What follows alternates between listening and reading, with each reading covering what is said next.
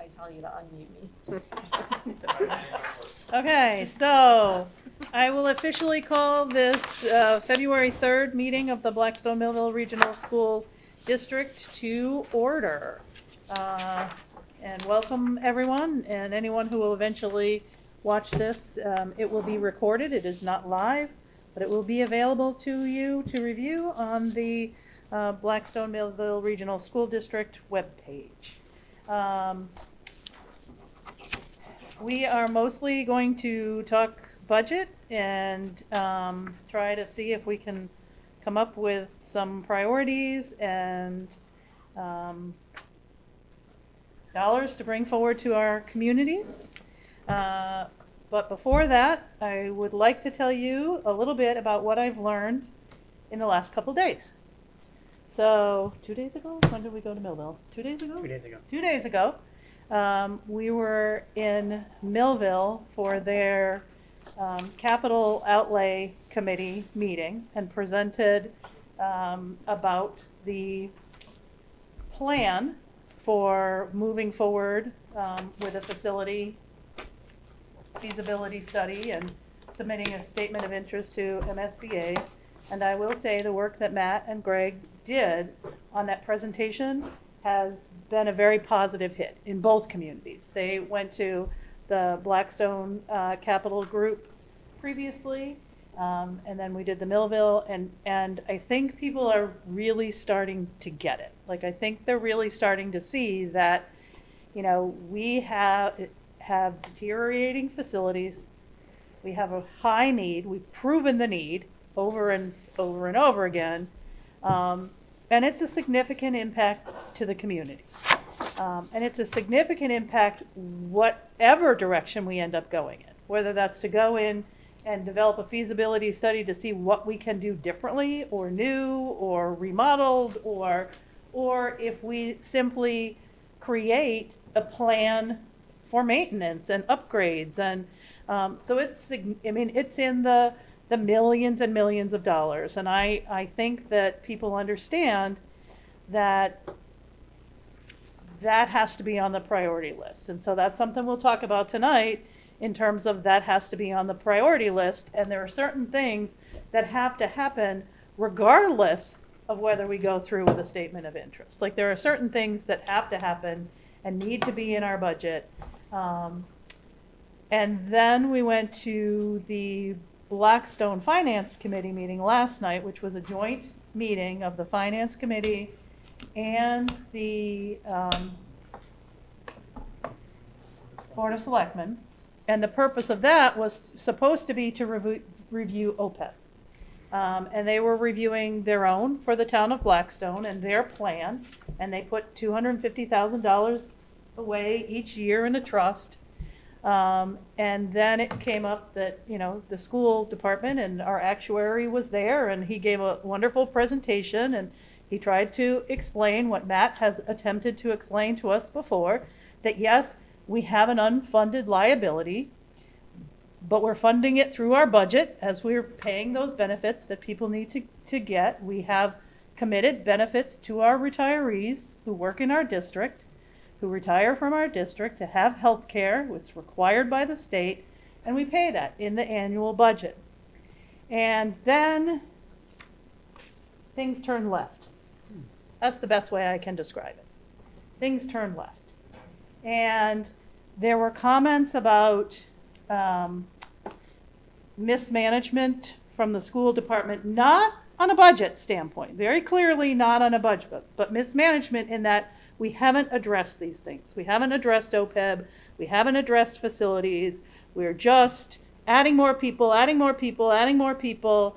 And then they will tell you it did not get personal. I will tell you from the individual woman sitting there, it got very personal.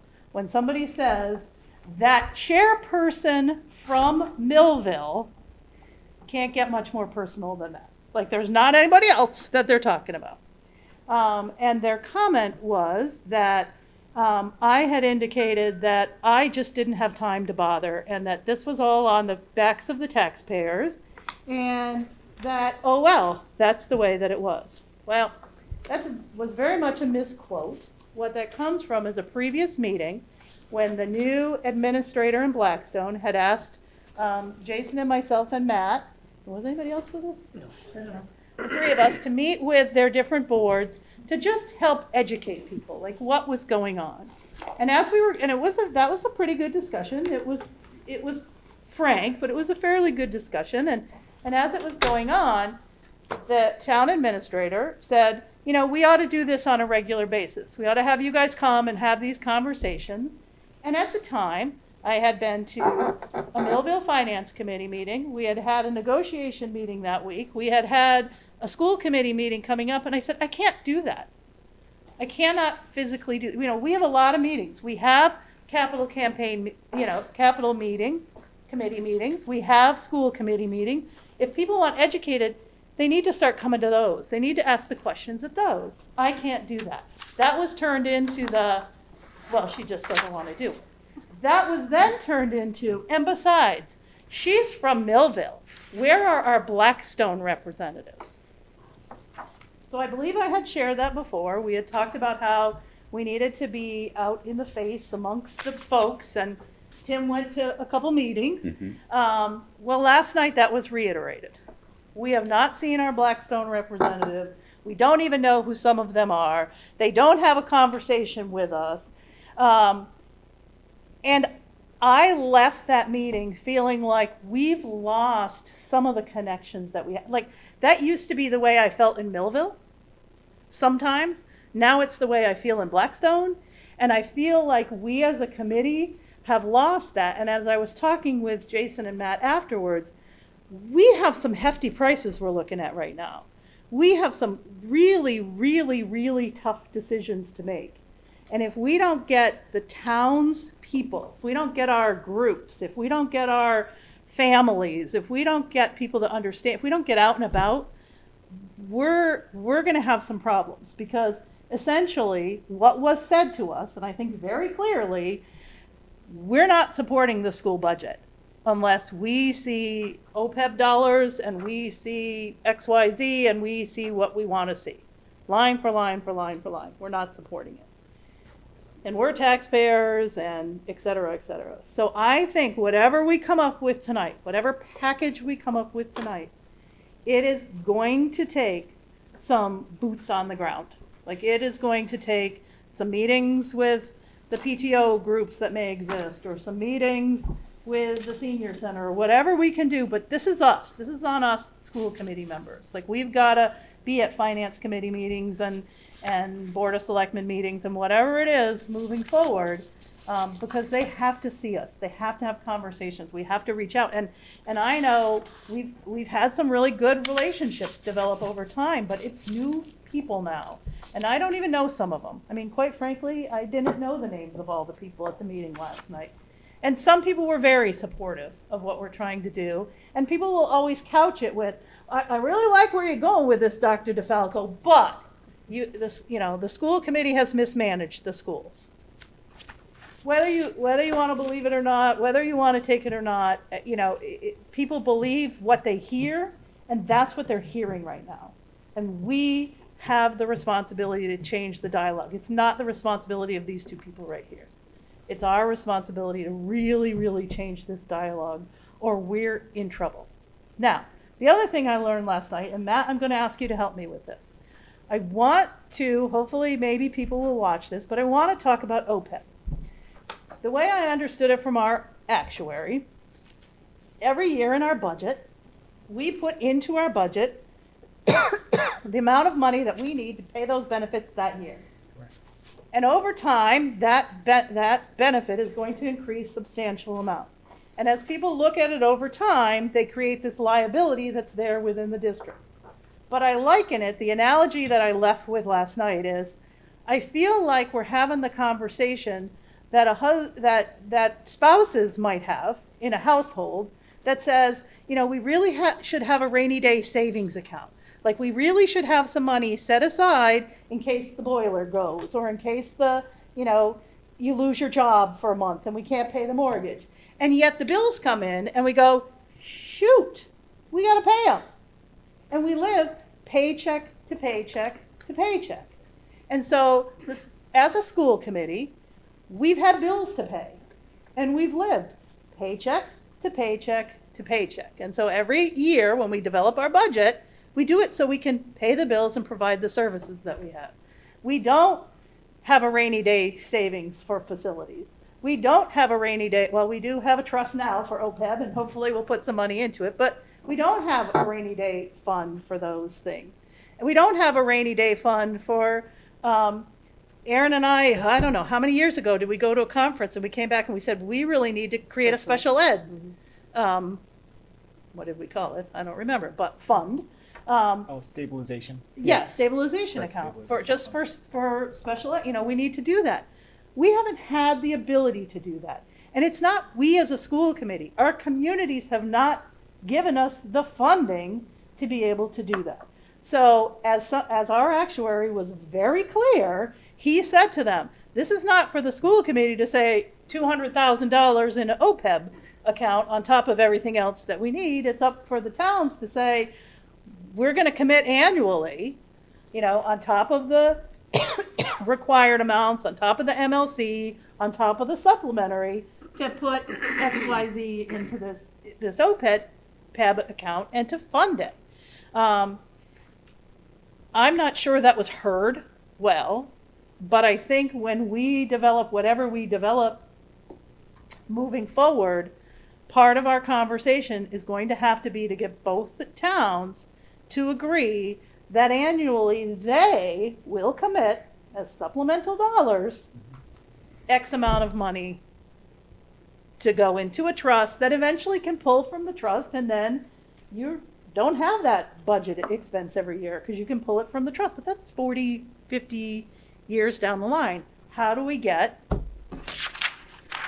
the classroom teacher, the half history teacher? And so we need to get our communities to understand that we hear them and we understand the need, but how are you balancing the budget? Do we have schools that work, like facilities that work, we can turn the heat on? Do we have 28 kids in a classroom? Or do we have a savings account to fund future retiree benefits? And somehow we have to have it all, but I'm not sure how we do that. So that's what we're here for tonight, is to figure out how do we make those little steps to do it all and yet not lose sight of our mission, which is to educate the children in this school district. Because that's our mission. Hopefully in buildings they can go into, hopefully with teachers that can retire from here, but that's our mission. And then we have to get out and we have to sell it, and we have to get boots on the ground. And, you know, I know that's easy for me to say as somebody who is not going to return in the next term of the group, but I am willing to say I'm willing to stick with this to see these projects through, to see this process through. Whether I'm officially on a committee or sitting in the audience, we have some work to do, and we have to get families involved in this. We just have to be out talking to people, because I don't think the message is as bad as we heard it last night in the community. But right now, the boards are talking louder than we are. So I wanted to say that before we started. Does anybody have any questions about that? Or reaction or thoughts? I do think that I have heard some things, as well as far as the capital campaign. You know, my daughter worked at the food pantry the other night and volunteered. And I don't know anybody's names. I don't, you know, but she spoke with them. And there was one woman that was there that apparently was very dead set against any of our capital campaign, because she was part of bringing MES to life, and was talking about how the Berthollet family gave all this land up, and, you know, what are they getting out of it? Which, of course, my answer is I'm sure they got something out of it years ago. But that happened in the 90s. That was in like 1989 and 1990 that school was built. Yeah. So we're in 2022. And that math is really hard to do. But there's so many of of people like that are not understanding that our schools haven't, they've aged, regardless of how well they were built at the time. And she started talking to them about, well, the high school was built a really long time ago, and there are so many things that really need to be updated. And it was also the day of the boiler. Oh. And she was like, so here's the other issue. Like, now we've got to replace this. And we didn't have school today because of that. And she said, as the night wore on, they kind of started to come around and understand what they're not saying, okay, these schools you built were trash. Right. It's not blaming anyone, but it's a matter of, like you still have to rebuild your homes. You have to redo like there's not many homes that are still standing from the time that the high school was built that haven't been touched. If they have, most of them are up for sale at the moment for obscene prices. And so but it took her hours to make that. I think that's exactly the point. I mean, this is going to take time and our time. And I will say that the new video and dialogue that Greg and Matt have been having does really make those points. It really, really does. Like it really is short. It's to the point. It's like, it's kind of, and it's not a now or never doomsday kind of thing. It's a on the right hand and on the left hand, you decide which hand, but either way, millions of dollars need to go into this school district. Millions, like tens of millions, either way. So either way, these things have to happen. And the representative from Blackstone would say that I would say, and you're putting it on the backs of the taxpayers. But regardless of how you look at, we get 50% of our budget from the state. Where does the state get its money? On the backs of taxpayers.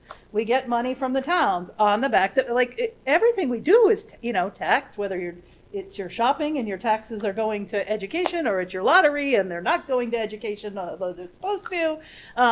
Everything you do. So saying stuff is on the backs of the taxpayers, it's just a general, it is. It is. It's not.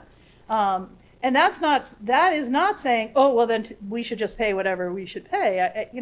No one wants to see significant increases in their taxes. But I prefer to see significant impact of my taxes in a directed way as opposed to a reactionary way. Oh my gosh, now we've got to replace 10 boilers. No support from the MSBA or anybody else to do that. Right. So I would prefer directive, but anyway. So yeah, I'm glad they had those conversations. It also made me think, how do we also engage some of the students? Because I've said that. They might be a bigger part of this conversation. And I don't know how that conversation would have gone had I been there instead of my daughter. Mm-hmm. Because she's in it every day, and she's like, I'm proud to be a Charger, but some updates would be nice. So maybe that's where we can also help out. But I think we know the segment that's going to be the hardest nut to crack are the people that put these buildings in place. And, it's not that anyone has wanted to see them fail, because they haven't, but time does that to every structure. Yeah. Anyone else? I think a population of families that will kind of be instrumental in getting the message out is some of our youth travel sports families, because I've had conversations recently with some of them saying, we went to this high school for a travel basketball game, and we peeked into a science lab. You'd be amazed at what these high schools have. So I think that's going to be a good population, because they see what else is out there. BMR has served us all well. It has had a long history, and these families are seeing what else is out there, what else their kids can have access to. So I think they're going to be a good population for us to get the message through to. And we have to do it. So if that means, meeting with the football, whatever group, or meeting with the band, the band group or whatever it is. We just have to get coordinated effort to do that. And I am concerned. You know, I know that we have two spots on the ballot in Blackstone. Tim has taken out his papers. He needs signatures if anybody would like to sign his paperwork for him. But I don't know that anybody has taken out the second one. I don't know if anybody has taken out the paperwork in Millville.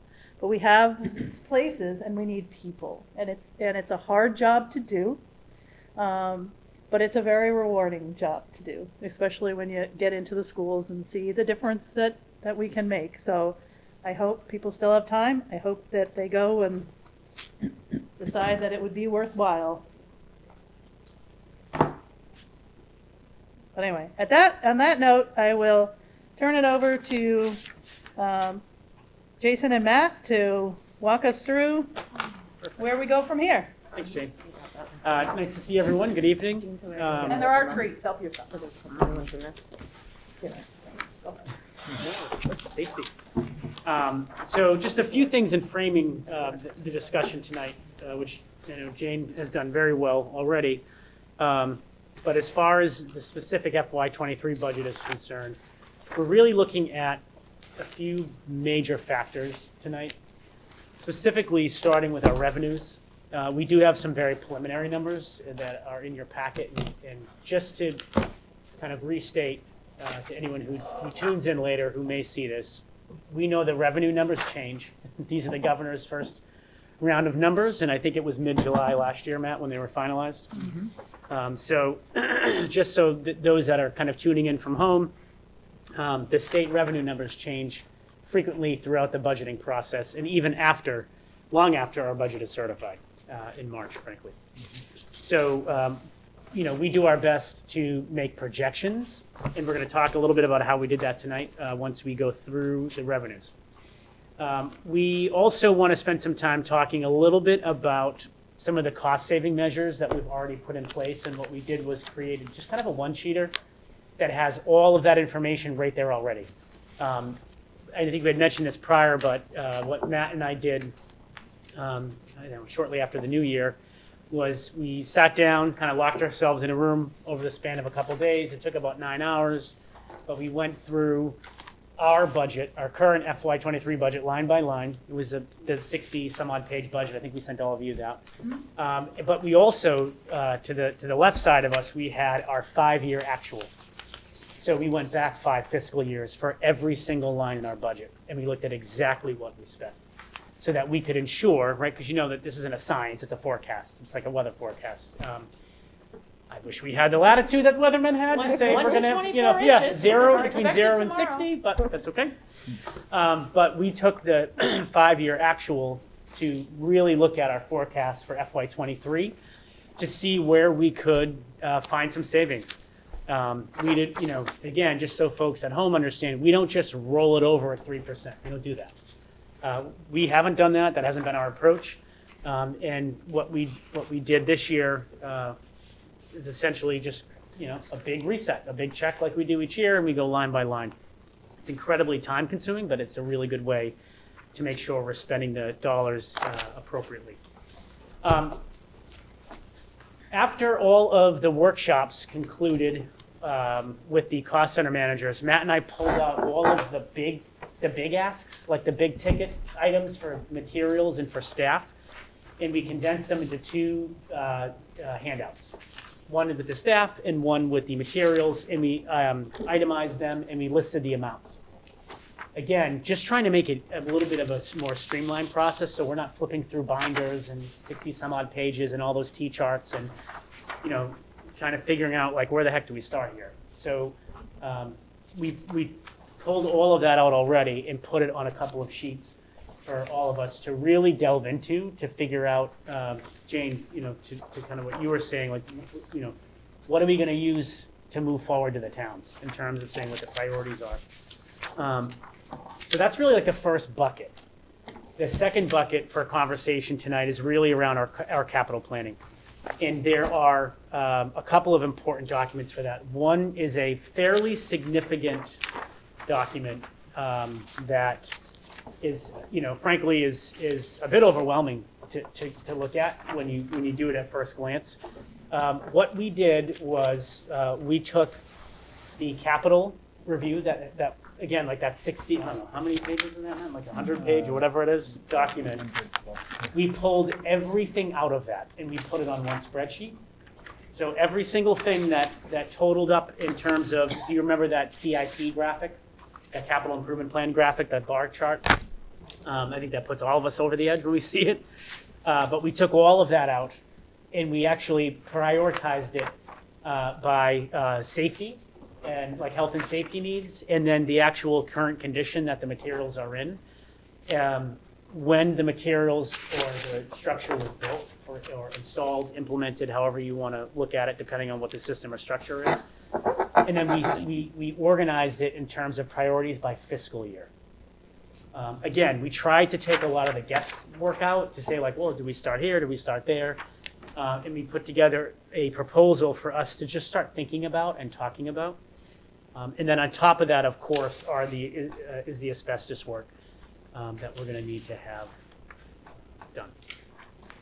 So that's a little bit of kind of a summary point of where we're hoping to go this evening. Matt, did I miss anything? No. Okay. Covered it. And if that makes sense, Jane, and to the rest of the committee, we can jump right in if that's okay with you for a plan tonight. Everybody good? Ready to go? Go. Yeah? Okay. All right, so let's start with projected revenues. Matt, I'm going to tee this over to you. Sure. Because what you have in your packet tonight looks, you probably looked at it and said, this actually looks kind of familiar, but it looks different. And so, Matt, you can kind of delve into what's here and where we go. Sure. So this is one of the sheets that we typically, it's part of one of the spreadsheets that I put together for the certification of the budget. This is the information we have so far, so we don't have everything yet, which is why we kind of only took the pieces off of that spreadsheet and put them right onto this sheet that we had and that we were more confident about. If you take a look, the columns to the left, the little section of the chart to the left will show you those first few rows include our expenses. Something worth pointing out, people have been asking when we're talking about our budget and our capital planning and all of the things that we're doing. What's happening with the kids? What's our enrollment like, and how are kids leaving? How much are we losing? There's the number right there. Between school choice and charter school tuition leaving the district, we are paying over $1.5 million. Matt, and if I could just insert just quickly right at that point, I need to underscore the importance of that number, because when there is a public narrative, like the narrative we heard last night, why do we have so many kids leaving? What are you doing to keep them? And then followed with, there's mismanagement, things aren't going right, you're not doing your job. Okay, so that is in direct conflict with one another. So I can't stress enough the importance, right? Jane, you said it. People hear, they just hear the soundbite and they go with it. We need to make sure that all of us, the collective, all of us, all of our boards, all of our committees are all on the same page. I have to believe and imagine and hope that we're all trying to do the same thing, which is make our two communities the best they can be. And so we've got to be singing from the same sheet of music, because this 1.5 million, we've got to stop that. Absolutely. And I normally don't like to bounce back and forth between columns, but as we're speaking about our district and the students that we have, I will ask you to just, if you shift over to the second column first, the question is, well, but we are bringing kids in and we are getting some reimbursements. That's true. However, if you look at the school choice receipts and the charter reimbursement total, we are gaining back less than $500,000 of that money that is leaving the district. This, I want to be very clear, does not include any of our out-of-district expenses for students with special needs, where if we had the proper facilities and programs, we could and we're trying to develop them, but certainly the facilities are limiting, we would be able to keep students and bring those students back. So our out-of-district expenses are over $1 million as part of our operating budget. And right out of our Chapter 70, which is the funds we receive from the state, they will give us the school choice receipts and they will give us the charter reimbursement, and then they just net out the rest of it, and we end up losing over $1 million for the students going to charter or choice. And that's one of the things that Dr. DeFalco, myself, and our entire leadership team have been really trying to address and inspire kids to stay here by developing the best programs that we can. And Amanda, to your suggestion, we're in the midst of finalizing our marketing video. So thank you for that Yay. suggestion. And we're actually pulling in a couple of students that did leave the district who came back and said, this is the place we need to be. And so Awesome. the students are going to be part of that. Wonderful. So on the back to the left column, you will see that all other number that I put in there is the number that you've seen on the budget projection spreadsheet that we've put out. The $28,060,453 is where we landed with the operating costs and expenses and out-of-district expenses that the district has some control over. So those 611,000 and the 914,000, we have no say of that. We just get those numbers provided to us. Well, we have control in the sense that we can keep kids here, but those numbers come to us. So the developed budget is that 28,060, and that brings our total budget between those three factors to approximately 29.5 or $29.6 million right now. I do typically put additional revenue funds that are not the specific state revenues that we normally get there. You can see there are a couple of blanks in that left column. We have used additional circuit breaker funds in the past to help support special education costs.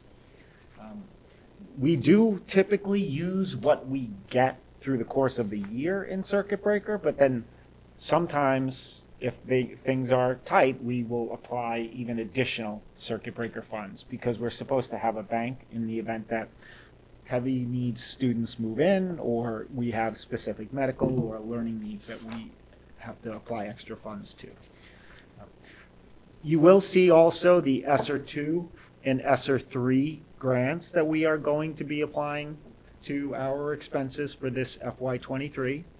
That $320,000 from ESSER 2 is half of the ESSER 2 funds. Next year will be the last year of that grant funding. So anything that we have that we end up funding through that source, next year will be the limit. And the ESSER 3 funding next year would be our second of 3 years, and that grant will extend into FY24 as well. The typical state revenues that we will see are in that center column. You can see that our estimated Chapter 70 receipts will total approximately $11,084,000.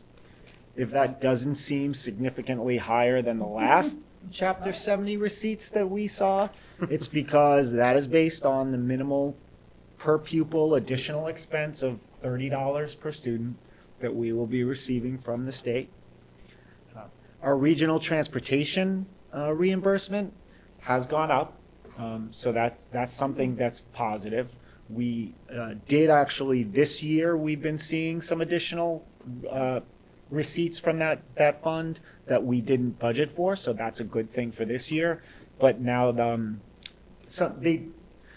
it's not a matter of, well, it was misbudgeted or there's a problem. The state determines what percentage they're going to reimburse, and we try to budget conservatively at like around an 80% or 70, somewhere between 75 and 80% reimbursement.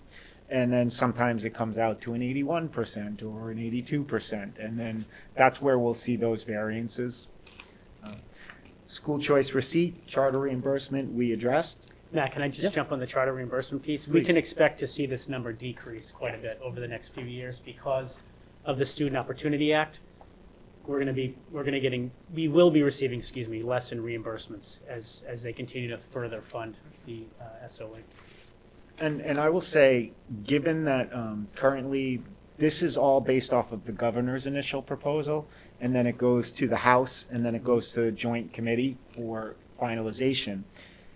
Those are the areas where you'll typically see the most movement, depending on whether there's a determination to go whole hog into the SOA, moving closer towards meeting that goal, or paring back from it based on the finances of the state. So we may see that charter reimbursement decline even in the next few months. We could see it go up. I wouldn't anticipate that tremendously, but the school choice is pretty consistent.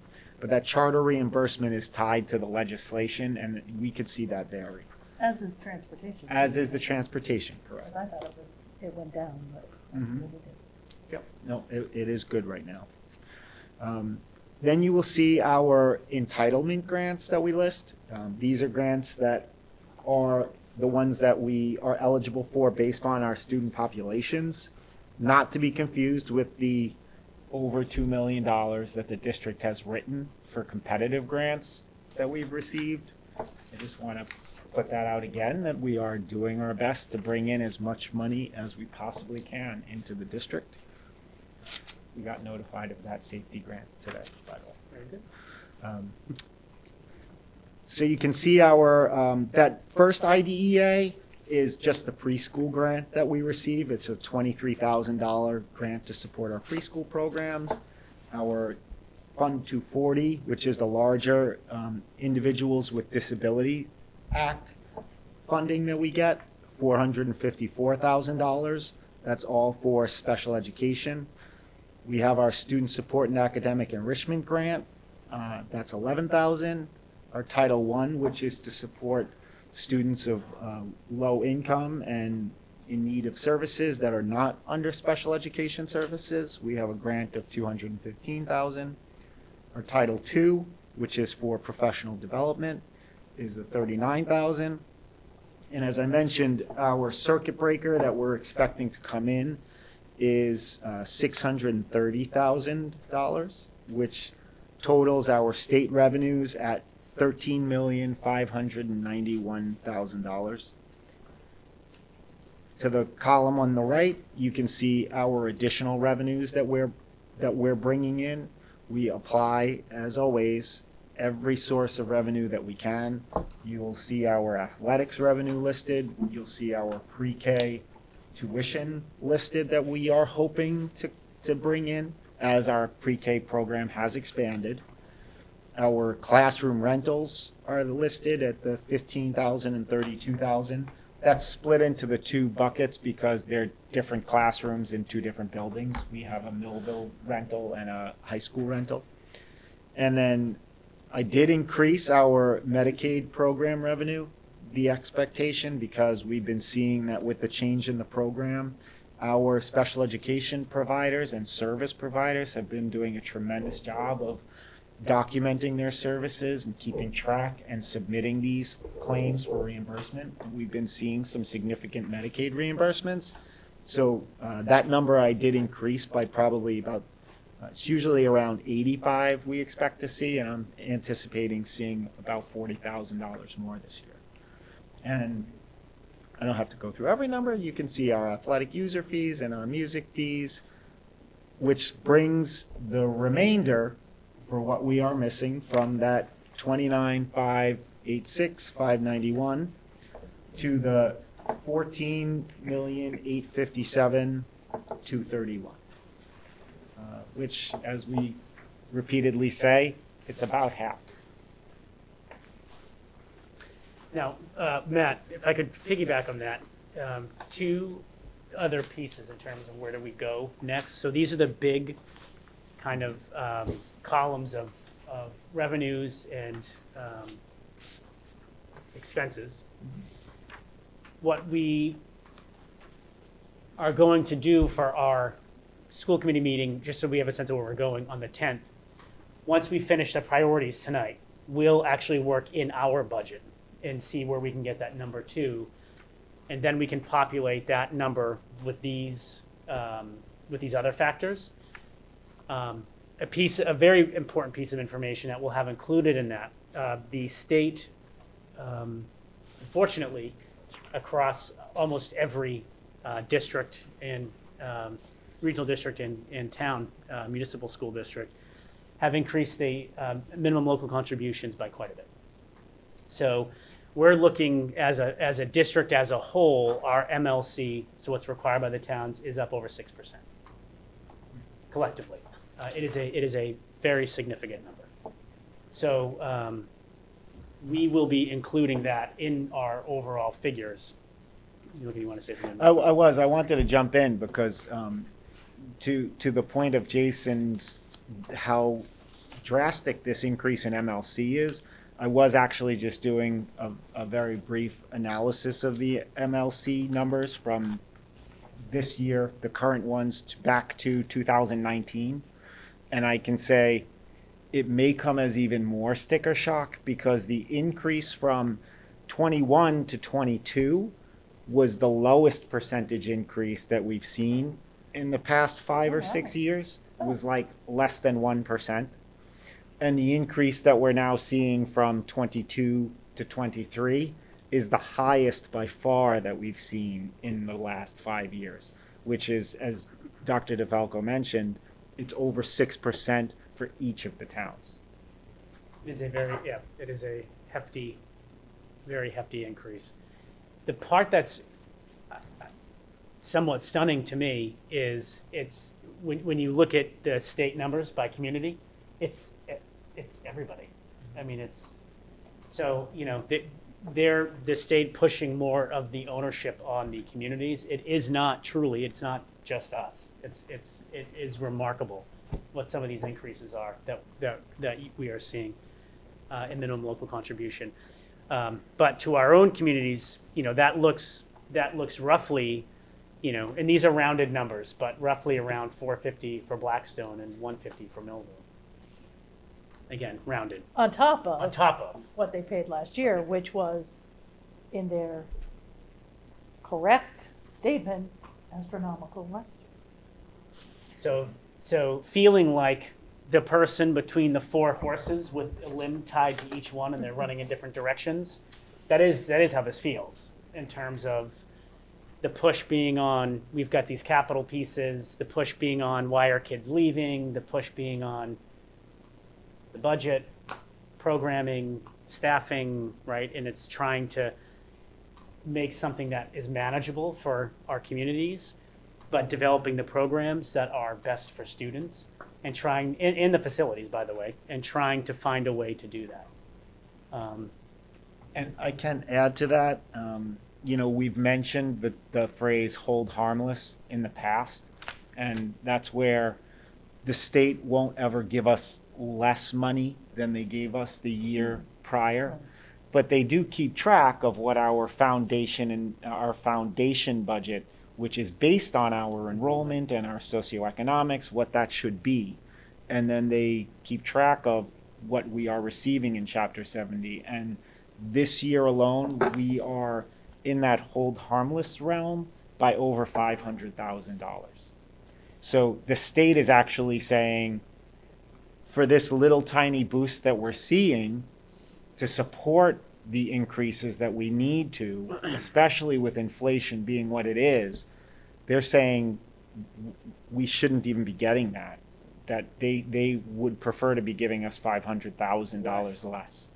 So it just goes to depict that, the situation that we're in, where we're really trying to keep our students here and draw students back and grow the programs and the facilities and the district here. In those negative conversations and the arguing about OPEB, which most people don't even know what that is, it just doesn't help. Most people will never know. It just doesn't help. And that's the catch-22 in all of this.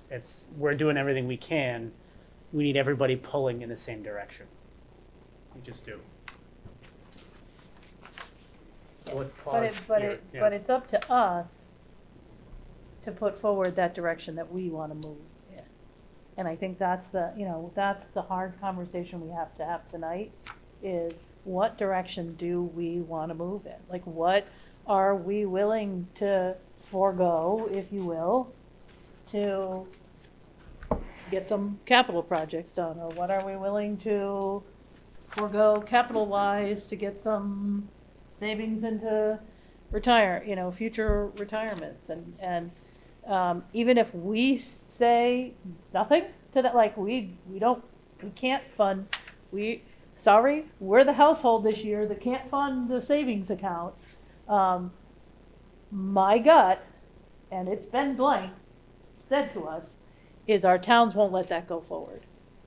They will not let a budget go forward that does not address putting some funds into OPEB. That's what we've been hearing. Pretty clear message. I frankly, I have heard it needs to be more than the $50,000 that we put in the budget to go into OPEB. Yes. Yeah. I have heard it loud and clear. Yeah. So we're stuck between a rock and a hard place, because if we We take money are. to put it into OPEB type accounts, then we're taking away from the children, which are. means chances are we're going to have more children choose to leave the district, which then we're sending more money out for that. So it's a Which is exactly what Jason said to them last night. It's like, you can't have your cake and eat it too. Like, you can't. yeah. You can't scream at us at one hand and say you're letting people leave, and say, but we're not going to give you any more money to try to create things programs that that will keep them encourage here. them to stay, or facilities that they want to stay in. And I will tell you, there was more of the conversation in terms of why we were pushed very hard in Millville to come up with the reasons why people leave.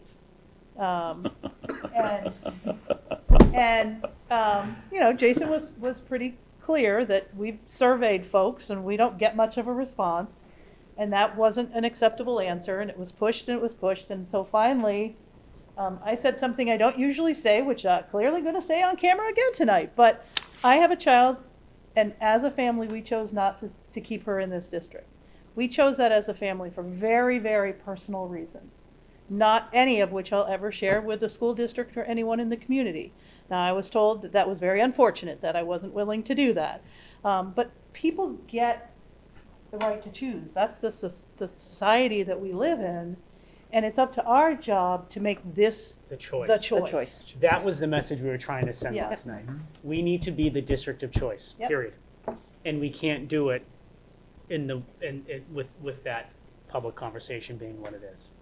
Well, there's a new title, District of Choice. And in that, if I may add, my neighbor's children do not go to school in the district. They drive to take their kids somewhere else. I have other friends that their main focus every time I see them, we've got to get new schools. Yeah.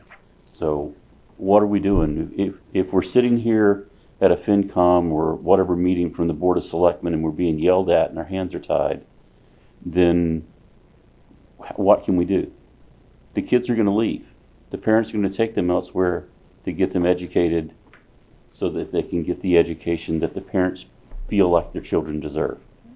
And typically at a higher expense to the town. Exactly.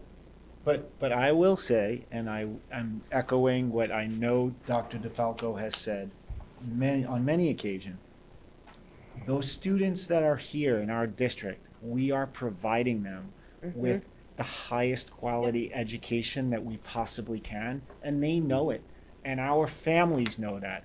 And that in itself is a testament to the way that we are spending the money that we have on the curriculum needs of the district, on the instructional needs of the district, to support what we can for the educational programs. We do the best that we can with what we have. The biggest concerns, and it comes out every time we talk about the capital, is, and everyone here knows it, we can get off of education and say, kids are leaving this district because of the athletics programs in other places. Our fields can be redone. Our sports, we could have a sports complex like other districts have. We could have the facilities that other districts have. That's the draw. It's not the instruction and the education that's happening inside of our classrooms that is driving people away. It certainly is not. We are doing the very best for our students that we can. Well, and I think that has changed, Matt. In the early days, when we surveyed those families, curriculum was the number one reason the elementary families left. True. That has been addressed by this committee. This committee has made a commitment to make sure that our curriculum is being taken care of, so the kids and the students and the teachers have the cutting edge resources they need. And so I think you're right about that, Matt, in terms of that shifting. So I think it's a fair thing it's very easy to read on paper for members of other boards to say, okay, so this is your budget. Where's this money going to come from? We need state-of-the-art. We can't build state-of-the-art equipment with Legos that everybody else has in their house. Like, that comes at an investment. But I also think that is partly on the towns too, because we look at the communities that we reside in, which, before I say this, I'm very proud to live in this community. I lived in Blackstone for 10 years by choice, and we moved to Millville by choice. I still don't understand why there's less collaboration between the two towns, and I never will. I don't think I want to. But we look at the current opportunities for income in both towns, and those are suffering as well. So that argument goes both ways. To hear, them pointing the fingers at us, the school committee, you need to do a better job with our schools. We need to do a better job with our towns as well. We have business buildings that are sitting empty, that we cannot find businesses to go in. So even as that happens, more of this is the burden of the taxpayers, which is the homeowners, and that's the unfortunate part. So at some point they have to realize it is a two-way street. It's not us against them, but we benefit from those things in the town. And it does. And I'll be honest, that's why I have a hard time going to those meetings. I've been to those meetings, and I can't sit there and not say anything about, and hear us being backed into a corner, because we are doing good work. We're not mismanaging money. I would like to know where they think it's going. Well, they were very clear. They are not accusing anyone of mismanaging funds. Okay. From an accounting perspective, they are not accusing anyone. No one is accusing anyone of shady dealings or not being upfront or not being forward with the management. What they are saying mismanagement is we put our money in the wrong places. And I would argue that we put our money in front of the kids. Right. that is exactly what we're doing.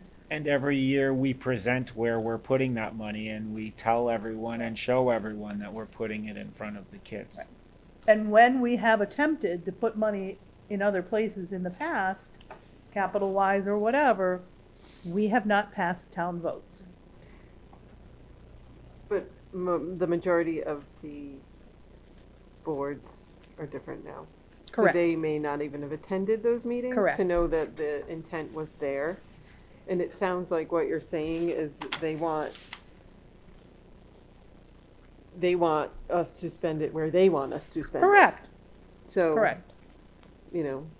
if that's what they want, they need to join this committee in a sense, because I think that's the only way they're going to see it. our responsibility is Fiduciary it's responsibility. fiduciary, it's Yep. budget, and it's deciding where that money is spent.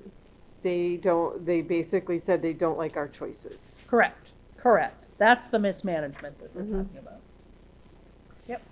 And Amanda, I would take what you just said and add a yes and to that, specifically around the towns also need our schools to be amazing, which from my perspective, they are. Could they be better?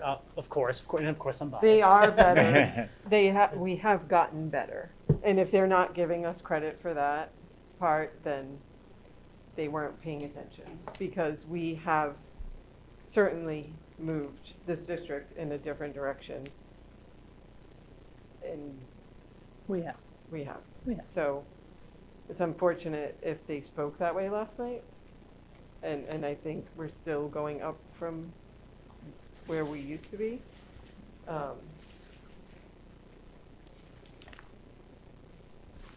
unfortunate.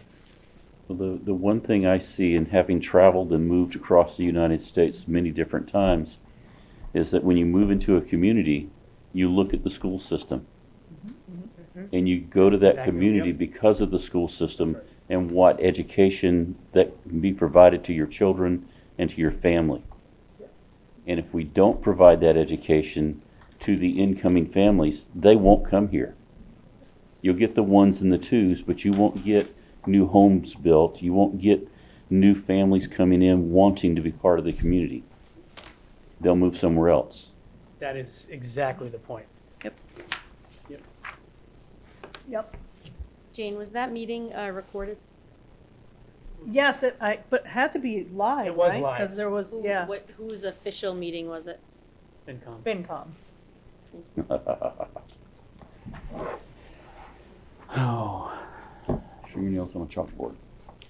And there were a lot of actuary terms. You can forward through the first There's a lot of action too on top of the actual. 45 minutes. I don't know what, but It was a very intense meeting, Tammy. yes, it was. Yes, it was. Well, thank you for being there for us, for you guys that were there. So, and we will continue to go, and we will continue to have dialogue, and we will show up any place we're invited, and maybe show up when we're not invited, but we have to get our message out, which clearly, did everybody get their enlightener? Yeah. Mm-hmm. Starting to get our message out.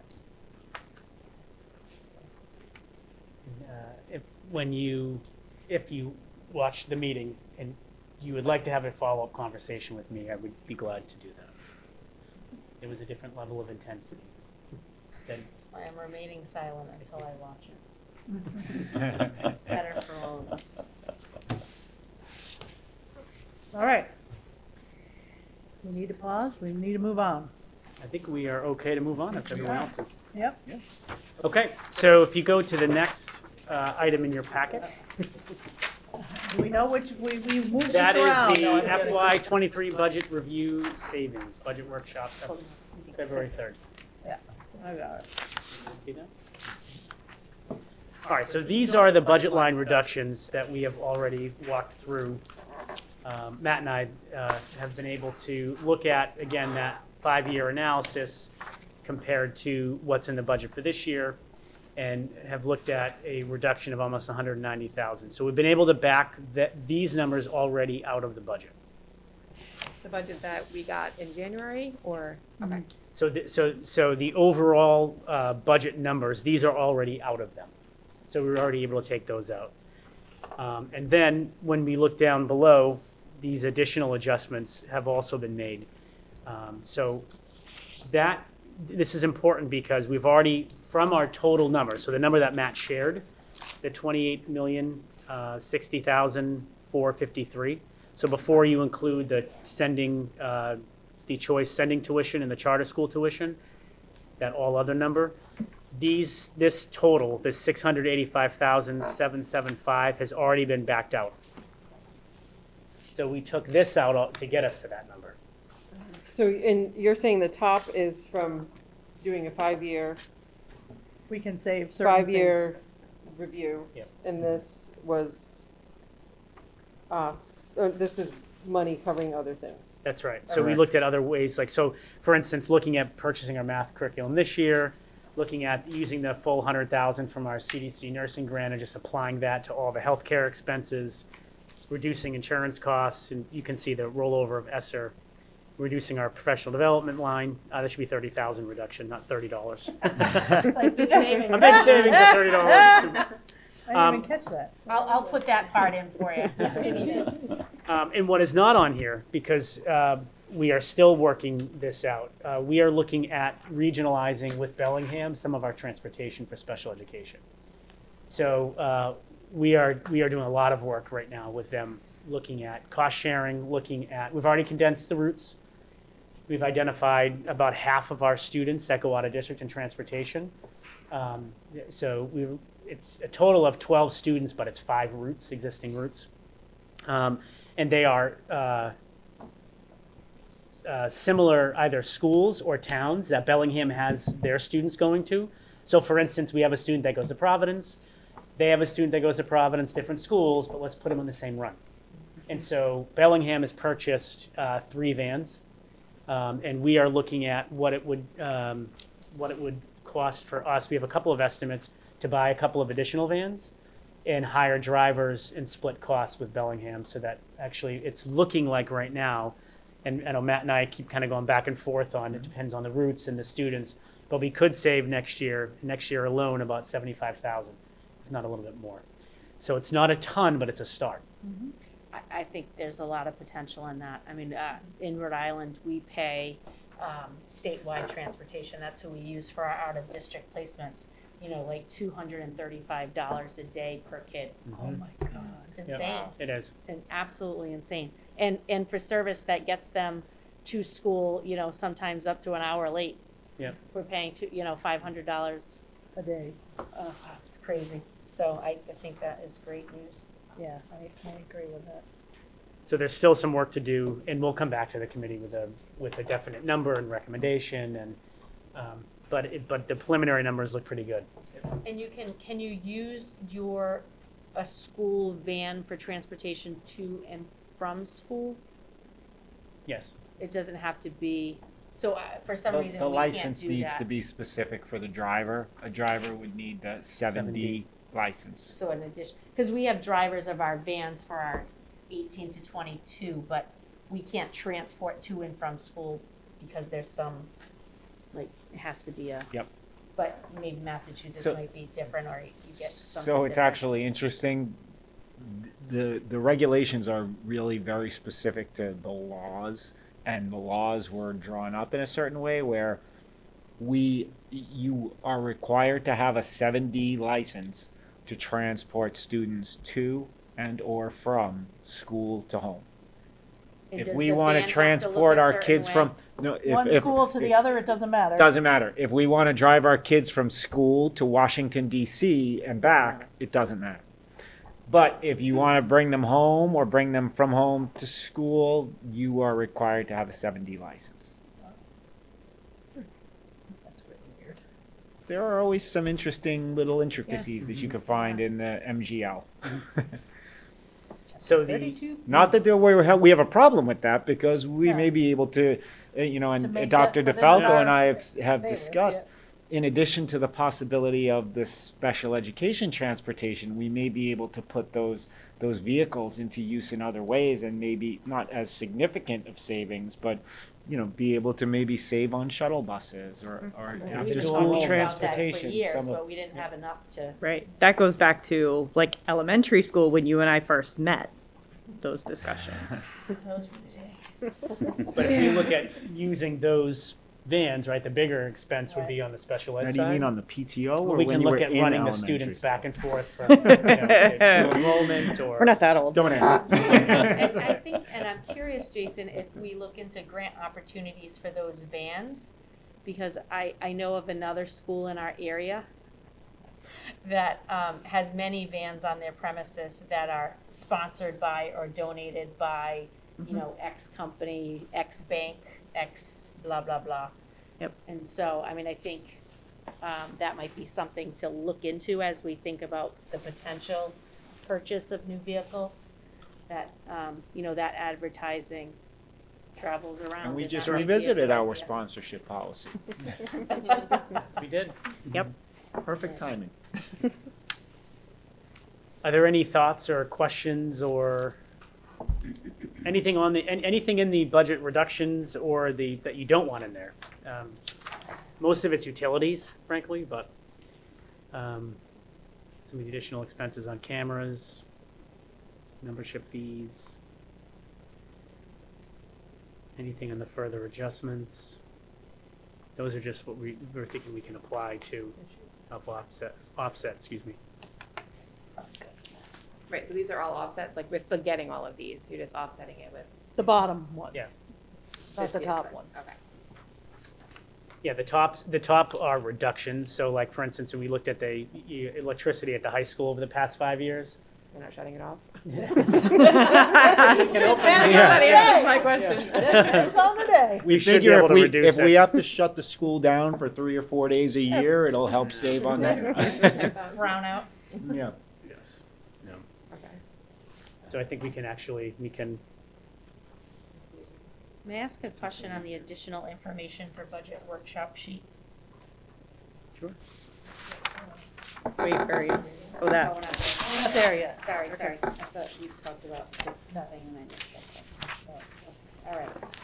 And reducing all these utilities, no worries with the increased utility costs that I know I see at my own house. We worry about utilities every year. So Matt and I were, it's a forecast, Okay. and we looked at the past 5 years, and we were obviously very, very cautious with 2020. But we also had to take into consideration the movement of some of the utility costs. So, for instance, moving the second grade, well, actually, we're not moving the students because they're just going to move up in Millville, but like shifting where we budgeted the money for electricity. There's, there'll be some savings we'll see at the complex, but you're going to see all that additional electrical Increase. pull at Millville Yeah. with all the equipment and technology and that kind of stuff. And then with the heating costs, you probably won't see much of a savings from moving the students there because you've got to keep the heat running. Keep the building. Otherwise, we're going to have pipe issues and everything else. So Right. this was the best forecast we could give based on the trends that we're seeing. And we did lock in our gas rate for this year, Matt, if I remember Yeah. correctly. I think it was in October or something, November. Correct. And I will say, as we move forward through this budget season, you may not see the most conservative budget that we've put forward, but we're comfortable with the numbers that we're presenting, that it shouldn't put us in any danger of running into any kind of red. So I guess I'm looking at the budget comparison from January 13th, and it's lower than what our budget is, even with you having taken out all this money. So the budget changed as a total? Or does it include this stuff? Oh, is that with, I don't know. is there new stuff on Maybe the that's all. All of the items, so all of the staff and materials were in bulk. So they were in the first round and they are in the second round. Because the one from January was 27 million, 27.9. No, you have to You're thinking go, of This year. That, Oh, that's it. Yeah, no, it's but you have to 2020. go, no, there was, because Matt took out the pieces that, so we had the what goes to the state and then what is our actual budget? Yep, it was 26, And and then then- there was 1.8 million you would add in to make it do 27.9. I don't know why I thought we were at 28. Hold on, I got it all. It was very close. And I will say, some of the numbers have already fluctuated a bit. I can say that, like, we keep getting clearer amounts on assessments and things of that nature. So there may have been one or two smaller changes, like I can say, I don't even know if it's reflected in this yet, like our Worcester Regional Retirement System assessment, we had it originally as like 620, I think it was like 620 some odd thousand, and it came in closer to 680,000. Okay. So all it takes sometimes is for one additional piece of information to come in, and that can say, okay, well, now we make forward progress by reducing things, and then we get a better assessment saying this is exactly what you're gonna get billed, and we're like, oh, great, now we gotta Right. put So we didn't another. get like an updated, obviously it's not in here tonight, but like this worksheet updated would show that. The budget comparison? If we do like a current, like right to today, if we regenerated it, there might be differences. Make sure to outline any of that in Yeah, 'cause the it's like- final budget that we're in the next iteration that we're bringing forward. I guess I'm just confused with seeing, you took out Let me just double check. 685, but it's actually 1.5 million higher. than what we thought. This wasn't ever No, in.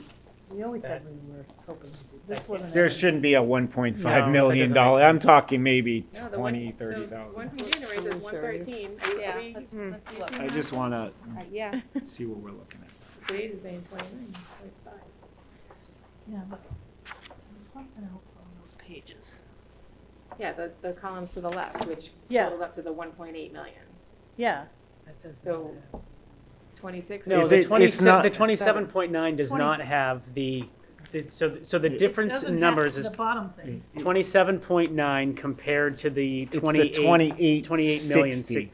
So there might be, what, a $60,000-$70,000 difference I think there. that's the Worcester Regional assessment.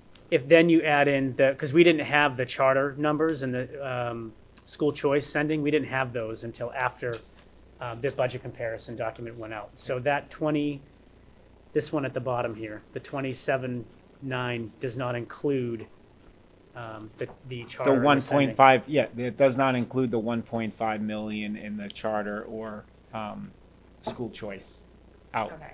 The 26 million, Tara, if you go across and you add up the 314, the 245, Right, all the numbers to the right, those numbers you add to the 26, that gets you to the 27. right. I thought that's what Jane was trying to. That's what Oh, I okay. was trying to say. Yeah. So what gets us from 27.9 To the 29, the charter These school two sending, and then the numbers. school The choice. 1.5 million. Because those aren't on this list. They're Correct. all We didn't have them separate. yet. Correct, we didn't have But they also those don't costs even, yet. they don't fall into here though either, right? Because they wouldn't be in the 22. They're like on a separate column. Yeah, they come out of Yeah. the same like bucket, but they're not. Yeah, they're they're in a separate column. That's a good way to say it. So you take the 27.9 and then you add on top of that the school choice sending and the charter sending, and that gets you to the 29.5. Okay. Yeah, My those, district is going distance learning, so my phone is, those numbers Well, get net, we- those get net Melissa out did too. of our actual Chapter 70 receipts. So we will show them as expenses, but in reality, they're just revenues we won't get. Thank you. I just needed to see where that math came So together. Matt, you're saying the 70,000 difference is that you think it's the Worcester I Regional? believe it's the Worcester Retirement. Regional Retirement. Yeah, that came in. It was like 66,000. I think it was that 66,000 higher. Yes, Yeah, it was okay. about 60 some odd. But really at no time, we're not presenting a $29 million budget. Well, we're gonna That's decide our that work tonight. Correct. That's our work. So But this we six- So do- what but- percentage does that come out to? Because we had the 6.4. 6.4. 6.4. It was 6.4 with 27.9. that should be higher than that. yeah, it's gonna be higher than that. The Gotta get our pencils I'm out. not. Yeah, not no, I looking understand. at The it on budget, here. the budget that we developed is 6.4% higher than the last budget that was That's this district one. developed. That's the one that's on that sheet, Mhm. yes. Okay. I have to check last year's costs for the school choice and charter. We can do that. We can put that together.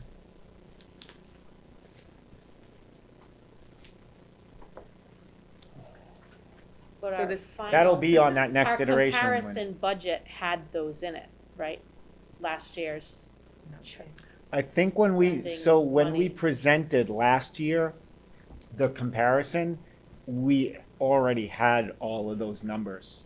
We presented earlier this year before the numbers were released. Yep. So all we presented initially this year was those expenses that the district developed. We didn't have the preliminary cherry sheets in. So those came in now after we did our initial, so now we can add the school choice charter costs and get a much bigger picture. So the next time, 29 million, the percentage is gonna go up from where we were. If 27 million. At if our school, 27, right, I mean, probably, it's sort of probably like a because concept. we're probably sending more kids out to the charter school and or more kids out to school choice. So if those costs were escalated as well versus what they were last year, then certainly that percentage will increase even greater. So what was our actual budget for 22? This current year? Is that the 26.2? I'll pull it up That's for a without second. those other.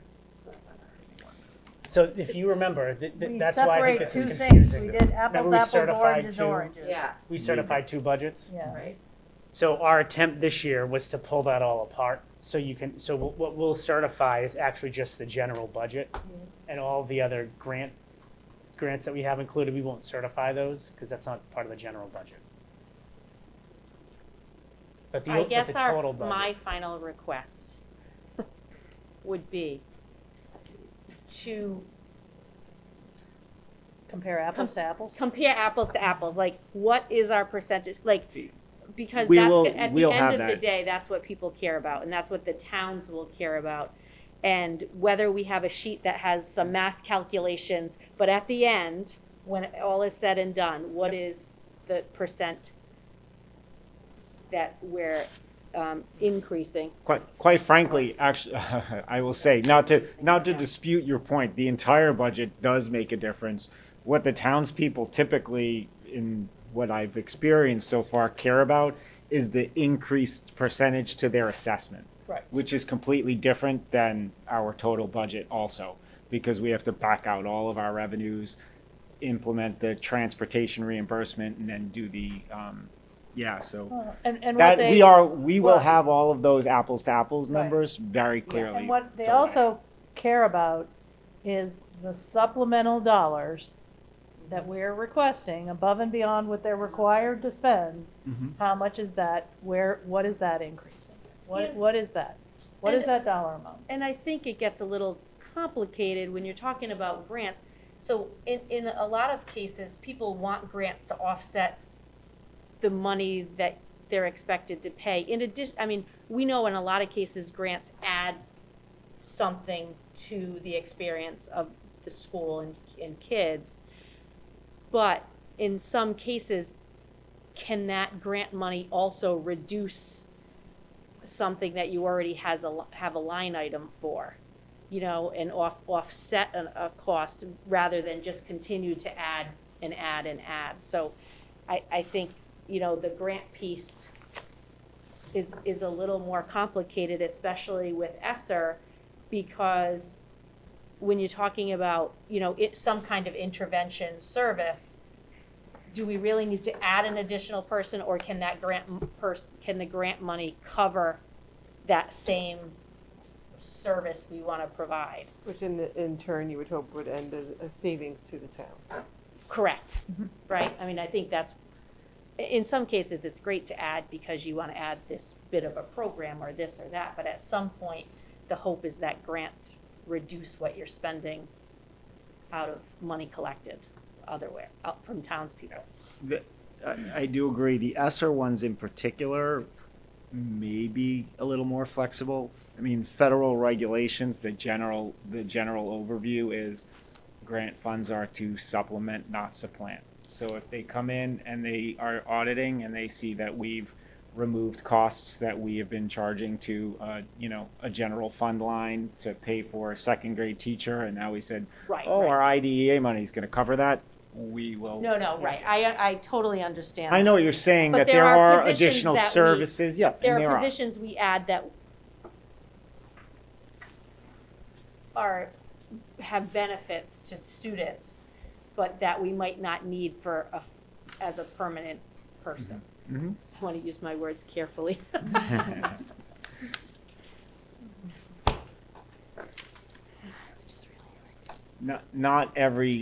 Not all of our grant funds that we receive, and you can see, I've always shown all of our grant funds as a source of revenue being applied just towards all of our expenses. So it's not that we just, you know what I mean, that we kept adding if our grant funds change. We try to support the services and try to offset as many costs as we can. Sure. But I think, Tammy, to your point, Matt and Jason have attempted to do some of that. If you look at the $100,000 CDC nursing grant. Correct. So we'll use that grant to pay our nursing folks that would normally be in our regular budget. Similar also, you can see that there's over 100, there's like 130,000 in ESSER funds that we I mean, we have to spend the ESSER funds as they've been approved by the committee and the community. But there were other funding sources that kind of came in after we got some of our plans in place. So we're able to say, well, you know, we got this technology funding that was originally part of the ESSER, and now that enables us to roll over that 85,000 from this year's ESSER funds to next year and the 45,000. So those are going to help offset other costs that we're not adding new people with those. We're just trying to Right. offset the costs of the services. Like the 175,000 21st century grant. Like, so if you remember that the complex we had put aside a few I think it was like somewhere between $5,000 and $8,000 for summer programming each summer. We don't need that because we're paying for that through the 21st century grant. So Right, it's those are the things that, yes, right. Yeah. that help, you know. I know it's not entirely what you're saying. That's an example of how we are trying to do Right. what you're saying. But in theory, then that should reduce the bottom line of the new budget by $5,000 because you covered one thing with the other, and then you don't need that 5,000 that you originally had as a line item, right? Correct. Okay. Which is why it's a reduction on here, but I But just we're working not through in going my down. brain. Right. No. Okay. All right. Are we good to move on? Yep. Okay. All right, so the next piece is around priorities. So that would be the budget workshop, new staff and materials, the two handouts, and then we had the little addendum that we handed out that was your, this is additional information. That was your for budget additional. workshop. Where you had your, so it's these two. So the first one is personnel. The second one is programmatic, if you will. I don't know what else to call it. And Yeah, it's then materials and, additional. And these funds right now, the 427 and the 198 and the 150 yep, that's are in all the in budget. the budget. This is not, because that's Correct. capital and that's The not. capital's not in there yet. That's So right. there's The 150. the only duplication, Jane, is the 40,000. This is in. Is this in here is- twice? yes. Yep. Okay. Yep. Oh, yeah, it's in here. It's under regular 23 at that salary middle And school the STEM teacher. teachers, they're in here? or They're not in here, They're not. and that's, we want to talk about Yeah. that. There's a reason for that. This entire page of additional information is kind of, they all have their own talking points. That's why we pulled them Specifically, out. we pulled them Before out. we talk, can I clarify? These two pieces of paper compile everything from all of our budget Yes. presentations from our, Each content school and area. funding source, yeah, yes. okay, that is what I wanted to ask. And they're in, Tara, yes, they're in that $28 million number. Yes. Yep. Okay. So when you were asking, one of you, Tara, you might have asked it, or Tammy, you know, are we presenting, we're not presenting $29 million to the towns, right? Correct. That's where, so now let's go through What are and we see, taking like, out? what do we want to leave in and what do we want to take out? And what's in our priority? I mean, maybe we spend 27 million and the towns go, you know, I know we still may have to cut. we still might, like, it's kind of what's above the line, what's under the line, and what's, you know, what happens if it's no line? Where's the sword we're willing to die on? That's the question that we have to ask ourselves tonight. And can I, Jane, start with that? Because I think that might be an easy place. It might be easier to work that way than the other way. Yep. Hence the additional What's the sword information. you need us to die on? The sword that we need to slice ourselves on, we don't want to die on it, is so if you look at the additional information, stay above the asbestos piece. I just want to talk about the positions. The two elementary STEM positions. So if you remember, those were in last year's budget. We ended up taking them out. But we had them in the budget because they were part of the regional agreement commitment in terms of making sure that we had the equal STEM opportunities for students at the elementary levels, because prior to this, we didn't have that. And so when we received the ESSER 3 money, that was one of the first things we went to fund, was the STEM positions. So what we are actually going to be proposing at our February 10th meeting, because we have a meeting next Thursday too, is to move the 2 STEM positions now that are in SR2 to the general budget, because we have the salary lines there. We have, through the breakage savings and the teacher replacement costs, we have the money to pick up these positions. So we are going to be asking the committee to consider on the 10th, taking action on moving those 2 positions out of ESSER now and putting them in our local budget, our general budget. And these are the current salaries for that. So they're currently already in place. Oh, this yes. year. They're in place and they're showing as an expense charge to the ESSER 2 ESSER 2 grant. grant.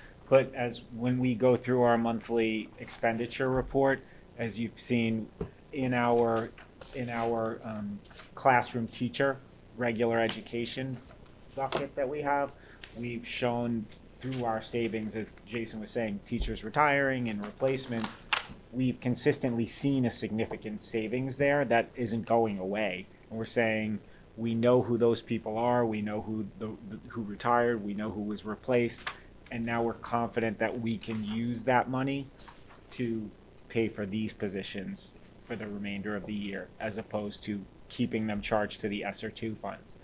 Now, and to Tammy's point, I just want to I'm make sure listening. she's, Keep okay. my point. To your point, when we do that, and if we're able to move that money to be charged back to the general fund, that will free up some more of the ESSER 2 funds to roll apply. forward to next year, to try to help offset the bottom line. The part I like about that is that we're not using temporary money anymore to fund a Correct. permanent need. Exactly. Mhm. So I think the shift would eventually have to go to our budget, and if you're saying we could do that this year. Mhm. It's kind of getting 2 bites of the apple. So does that then increase It will. this here It will if and when we make that. Yes, Okay. the rollover. Yep. of That's not in potentially, there because the committee of hasn't taken action. potentially 110? Probably half of that, because we've paid, that's the total cost of those positions, but if we move them for the remainder of this year, Okay. it would be You So can add that's- that to This it. is just the salary cost. This isn't benefits and correct. insurance and everything, and retirement and whatnot. Correct. Because those are already factored into It's those factored lines in. already. So if you looked at the health insurance line, Mm-hmm. these individuals, if they're taking it, would be in there regardless. We were already covering that. And these are actual people, hence this very specific salaries that you see. It's Right. not written in as $50,000 or 55. 6, yeah. And I said ESSER 3, I want to correct myself, it was Yes. ESSER ESSER 2. 2. Sorry about I that. caught that, I wrote a question mark. Yes, nope, I used the wrong ESSER. But does At least that we used limit ESSER. We- does that then limit the so does that then limit the use of that 121,000 that we're rolling over?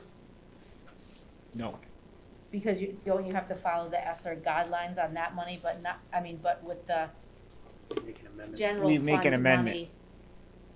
money, we can agree to, so it's the same thing, we still have to agree to move money Yes, or a purpose of money either way. that's right. And Okay. if the committee approves it, we would amend the ESSER 2 grant. correct. So let's say we left things as is, right? And then we just have that savings in that section of our general fund. That money will just roll down into E&D, which won't get certified till the middle of next year. If we transition their costs over to the general fund, we then free up that ESSER 2 money that can still be used next year, and all we have to do is make an amendment to the grant on where we're going to apply that money, so we can use it right from the start, and we can have that funding up front. So really, it adds to the offset. But we could also, before it gets to E and D, repurpose it like we're doing with the 150,000, we're prepaying math curriculum, right? That's another yeah, option. it is another option. Okay, all right. All right, I'm getting it. Sorry, I've had a rough week and I'm just trying to get my brain together here.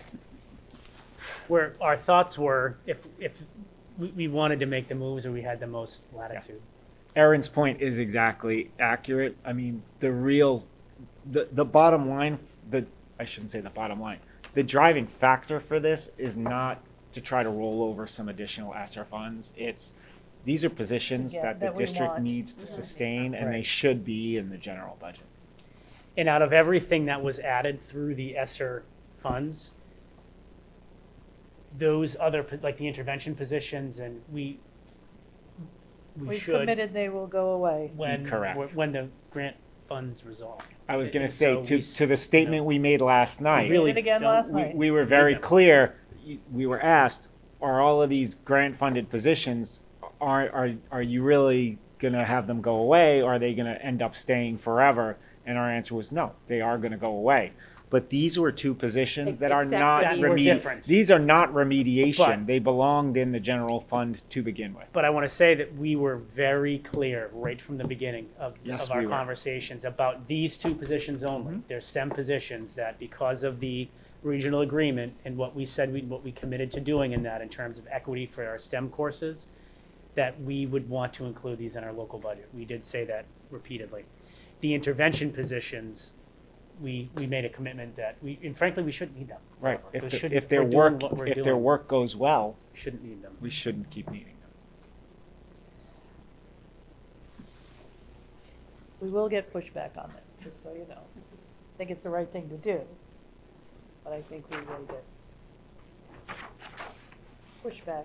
I really hope not, because if the and I'm sure you're right, Jane, but if well, we weren't invited to the budget hearing for Blackstone last year with their finance committee, but we did talk to They the Board would of have seen Selectmen it. about it. Yeah, yeah, they would have And seen it. they would have, yeah, right, because I know the Board of Selectmen we had a discussion with them. And the STEM teachers were in our local budget. Correct. We cut them. Correct. So this wasn't we have ESSER, let's hire interventionists kind of Right. money. This was our, like, top on our We priority needed list. So almost to your point, This was at can our we use line. the ESSER Yes, money yeah. also to try to get the services that we Right. need in the district? These were not there. They were getting cut, and then we did use the ESSER this year to maintain it. So that was why we listed this separately than what's on this list. And then because we want to do that, we want to make those moves now. And we can have a discussion at the meeting on the 10th if the committee is comfortable with that. And there are plenty of things that we can use the rolled over plus the new ESSER money within the parameters of the requirement of the grant. Yes, There's absolutely. not- There's no money left on the table anywhere. Oh, no. Yes. Never Unless seen that has us- come up to, in He will- the Not with town, us. town You've never level, seen us so Every leave money penny, on no. on the ESSER money table. might not have been used. Yeah. Do we know that for sure? No, I'm just saying Yeah, that's no. the talk, I don't What? know. Please stop talking. I don't know enough about it, Yeah, but There are other There was talk about municipalities that. that have left ESSER money on the table. There are other school School districts districts that have returned theirs. returned their money. We nice. have. were we allowed to apply for that? Right. We'll take That care would of have it. been nice, actually. Figure extra. But honestly, those other, like, we are lucky, we've been continuing to write grants like 20,000, 30,000, we keep getting them. Yeah. And so I think it's because the state There's is, money on the they have table, this money on yeah. the table, and I think they're putting it toward other like pockets, and we're just going after it. Unfortunately, it's like 15,000, 20,000, 30, which is great, but it's not like 100,000 Right, other than the a nursing million, grant, yeah. but, so it's just a Well, small but chipping away. 20,000 is not bad. That was our no, that was our latest Any endeavor. thousand is good. Yeah. That was our latest endeavor. Hey, I would take the $30. You get a lot of glue sticks with that. And then, so the other position is the .6 history, which is at 40,000. And just so that is on this list. The 40,000 is Right. on here. Yep. Okay. But we wanted to call it right out so that you could see it because, all of these things would be fabulous. Nobody's arguing that we wouldn't love these things. We want to put the STEM in now, and we need the .6 history at the middle school. That's because we have the one have a- teacher and then we've yes. got a couple that are And there's a helping, but- .4 position already here. That's it, okay. And it's We need it's that hard to whole find half person. of a This history is high teacher. school, Jason? Middle school. Middle school. Well, we talk, and Jason and I, Eighth grade. in our preparation of these documents, you can see that those two pieces are clearly labeled. We talk about all means all and equity for the students in the district. We talk about equity across the programming, and this 1.6 history teacher is a huge piece impacting class sizes at the middle school and what is able to be offered to those middle school students. And it's a significant need, and that's why it made our highest priorities list. And that's also a key component to be able to team, To help with the truly, teaming. truly team again. Truly team, correct. It's equity in the class sizes, the planning opportunities, and the offerings for the kids. Okay. So that was just an overview, and then we'll do the capital after. but- Yeah. 'cause that's a big other discussion. Brings us to You're getting to my favorite part now. These staff and these materials. lists. Oh, yes. Because on the second page, the landscape page, I have questions. Well, so here's the thing. If nothing is moved forward, short of the 0.6, so short of the 40,000, so take 40,000 off of 427, and 200,000 on the other page. So 500, that we still are at $27 million, right? So while I could make an argument for every one of these things on here, I can't make an argument to move them forward. OPEB's Yeah. on there. What? I know, I found that funny. OPEB's on Are we there. really willing to It's put not. OPEB on that too? Taking it off. Well, no, that has to be so I have something that's been in my mind of how I think we need to do that. Can I join in Go on ahead. that piece? Yeah, go ahead. Oh, I want to say the conversation came up last night. Obviously, it was the crux of the whole presentation. But I referenced, and I will defend my position once again, I referenced that OPEB really is a capital expense. Meaning, and it was the actuarial, it was the actuary that told me it is a capital expense and belongs in that classification. I had some pushback. Yep. It's really a payroll expense. It is not a payroll expense because these are not benefits that are going towards anyone, nor is it an operating expense that the district is applying its funds towards. It is, I won't say it is exactly a capital expense, but from an accounting perspective, it is. Because the actuary stated what it really comes down on your balance sheet is, yes, it's a future liability, but it is the same thing as debt. It's a debt assessment. And therefore, it goes to the bottom of your balance sheet, similar to your debt payments for a building or whatever capital projects you have in place. And that likens it closest to capital. And we won't get anywhere by trying to say, we're going to take $50,000 and put it this year towards this expense. That's not. And so my thought process when we move forward with our meetings with the joint group is to say that the towns of Blackstone and Millville need to come together. I mean, we need to take that topic out of operational dollars of the school district. And you agree that every year there's a line item in your budgets that says other post-employment benefits to the school district. And it's, you can agree it's $200,000 and one does their 25% and one does their 70, whatever the percentage is. You can do it but the towns need to agree.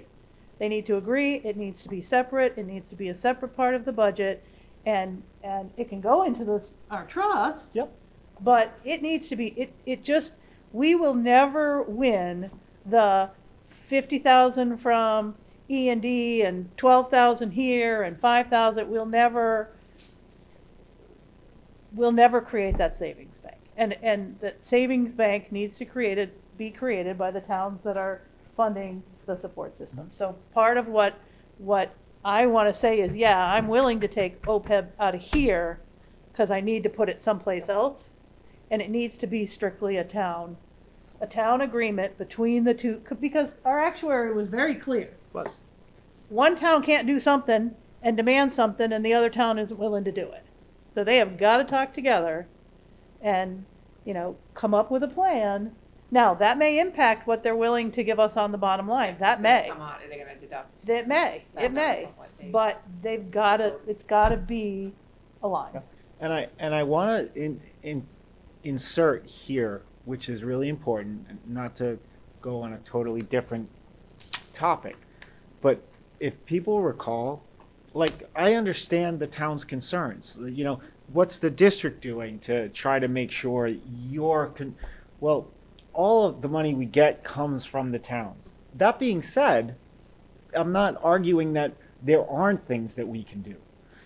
And if people remember, when we were developing our OPEB policies, we discussed maybe there's a level at which if our E&D goes Right. over Percentage. this percent or this amount, we take everything that's above it and put it into OPEB. Yes, we did. Now those conversations can continue. And quite frankly, I'm hoping, FY21, 20 to 21, believe it or not, they were difficult years to budget for. They were insane years to budget for and live through. However, we all went into those years preparing our budgets to be running into the negative and taking money from everywhere because the state Chapter 70 wasn't going to match what we were expecting. We weren't going to get the grants we were expecting. And then the state revenues came in higher than they were originally anticipated to be. So our E&D potentially that is, I'm hoping, going to be certified prior to our certification of this budget may be looking pretty good. And maybe then that's something we bring to the table and say, we can kickstart this with some portion of E&D from, what just got certified. And again, the conversation we keep trying to make clear is if we all get together and talk about how we want to make this work, it will be much more effective than pointing and saying, you're trying to do this, you're trying to do that. We can figure out what we have and what we need to do. So that's part of our thinking when we said this $50,000 that got stuck into operating, it doesn't belong there. So yes, if you guys are okay, if the school committee agrees, let's take it out. And to Jane's point, it's a totally other conversation. Would that go, so now how would that work? Like, would the towns have to agree to it somehow, like, in some kind of a meeting, or does that become part of their regional agreement, like a line in there? So at some point, where would it, like, tie everyone into knowing that that's the policy? So that's an excellent point. E&D, if we approve expenditures from E&D, those expenditures do have to get presented to the towns, and then they have a certain amount of time to either take action and vote to say whether, they approve or disapprove, or they can just ignore it and not take it up at any kind of town action. And then just that indicates them giving us their permission and agreement that that's a good way to use the money.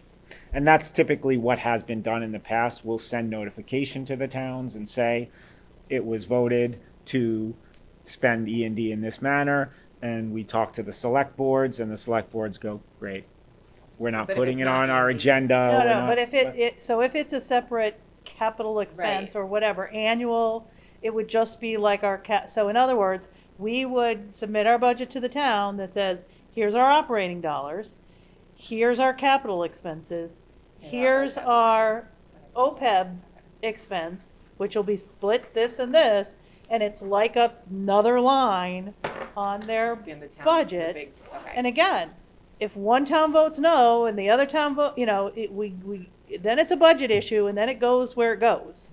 But if we But- put a policy together Right. and brought it to the towns and said, should our E&D go, and again, I would certainly make sure I'm confirming with our council and all of the proper channels, but it's my understanding, and not 100%, because I don't want to be mistaken. We could either do, I mean, if that's the case, we could still do the same thing on an annual basis, right? We would still be able to, no matter what, we could all agree that if E&D goes over 500,000, we're going to try to put everything else in it. And then each year we would just approve whatever that amount is, send it to the towns, and then they would say, that's fine, put that into OPEB, right?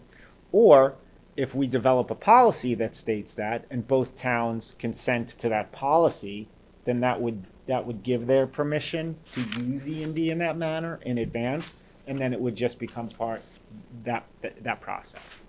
I think the issue with the overage, so to say, on an E and D is potentially you don't add anything to OPEB at all for years. Which is which is why I think when we talk which is about, why I think like the in this towns town to also kick have the to can down the road, that's a have to potential commit kick a the can down the percentage. road. Well, and I wasn't suggesting that No, as no, the no, no, I'm only just method. saying- I was saying as something We the have it, we district, put it you in know, that way. because the conversation keeps coming up like, yes, we can go to the taxpayers, but what's the district going to do? It's like, well, we only get our money from the taxpayers, like and the state. We don't generate. I mean, we put in everything we generate. It's not tremendous. It's a lot, but it's not tremendous. But otherwise, that's our only other mechanism that we have is using the E&D. Sorry if I took us to a little off Do course. we but it's know important. what other districts do to fund their? So we learned last night that 31% of districts don't do anything, Correct. have They not don't done fund- anything. They do not fund. They do not fund, they do not have a trust fund, they do I not. think. But actually we we are knew that. included in that because we haven't actually Right. put any money into our Right. trust. As yet. of our last valuation, We were but we're the getting a only new one in FY23. Yeah. So 31% do nothing. 64, well, hold on.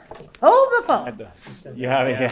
I How do. do you fund the For OPEB? how, the ones that are funded. 31% do nothing. 71%, so that includes the 31%, fall into the 5% funded or less. And 81% of the school districts around the state of Massachusetts fall into the 15% or less. But the ones that are funding it, how are they doing it? Are they funding from their actual budget, or are they funding on the town floor? I like the idea of that, because if it's approved, it's funded. If it's not, it's not. You know, when we go in and we need a supplemental contribution from the towns, and we're counting on that in a way to spend $50,000 and they don't approve it, we still have to find a way to cover those line items. Mhm. But if this is a separate piece of, on the town floor, like our capital items that they are already agreeing to years ahead of time, then that stress is off of Mhm. our line items for each year. So I like that, but do we know if it's So we actually don't, being done that was my inspiration listening to actuaries last night. Mm. So we don't. And that was my, thought listening to the Board of Selectmen members who said, we will budget for this. And the actuary saying to them, if you can get both towns to agree, you can budget for that. And it was like, ooh, yeah, you can, but, we know that has an impact. Like anything the town pays for has an impact. Because it's less that's available to do what we need to, so it's all everybody needs to robbing do. Peter to pay Paul or whatever. You the would have expression thought is. you would have thought that I was the only one interested in what the actuaries had to say, but But I was myself and clearly Lauren, listening. but everyone in the room I was, thought it was really actually attentive. interesting. It was really It was very a interesting. good. It was a good presentation. There was some good conversation. The There was town- some good You conversation. just told us to Just fast forward the first 45 Yeah, there minutes was of it. some good conversation. Yeah, the town But if you actuary really was- wanna she was very good. She was very good. She was very good, and you Yeah. learned a lot. But it was like, She was excellent at explaining the whole. um, Because I'll be perfectly honest, I don't understand that, go to the gas fab of the fab and the XY. GASB and the FASB. Yeah. 747 and I'm like, yeah, okay. And you can look up every town in the XYZ. I'm like, yeah, okay. But she did, she explained, it was very good. Watch it. It was very good. I mean, to me, that makes sense. So, but I think we Because you're not need affecting the- bodies at the table to have the discussion. Like it needs to be separate yet a part of. Like, it needs to be an agenda item all of itself. Like, I mean, let's in talk OPEB. essence, if we truly needed to fund it to where it should be, Where it should be, like, to catch up.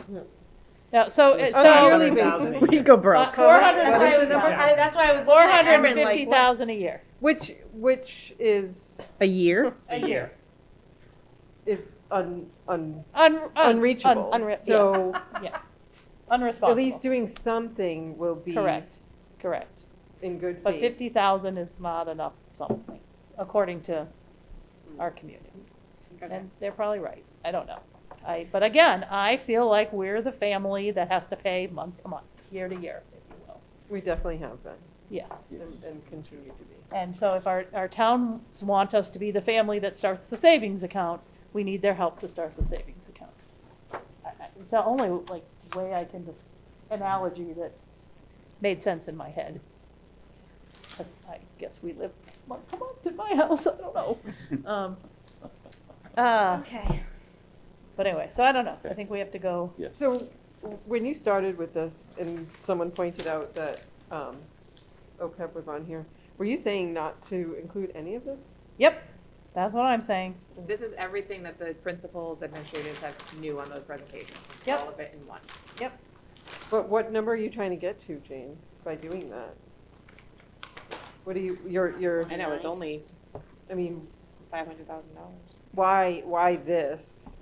And Well, because for me, Matt and Jason already did this.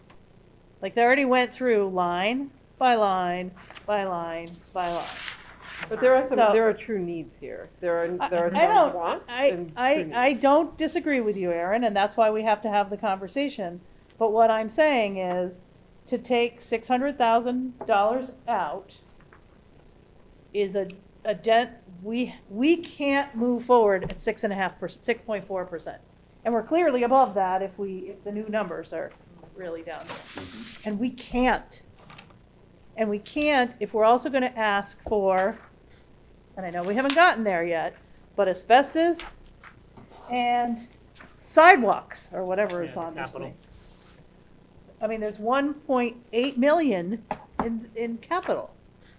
So we can't go with 6.4%. But I want to go back to what you asked the question, what do other communities do?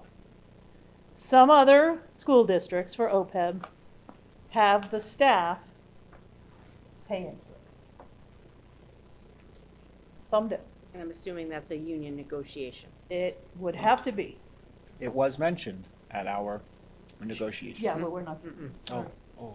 Yeah, we don't talk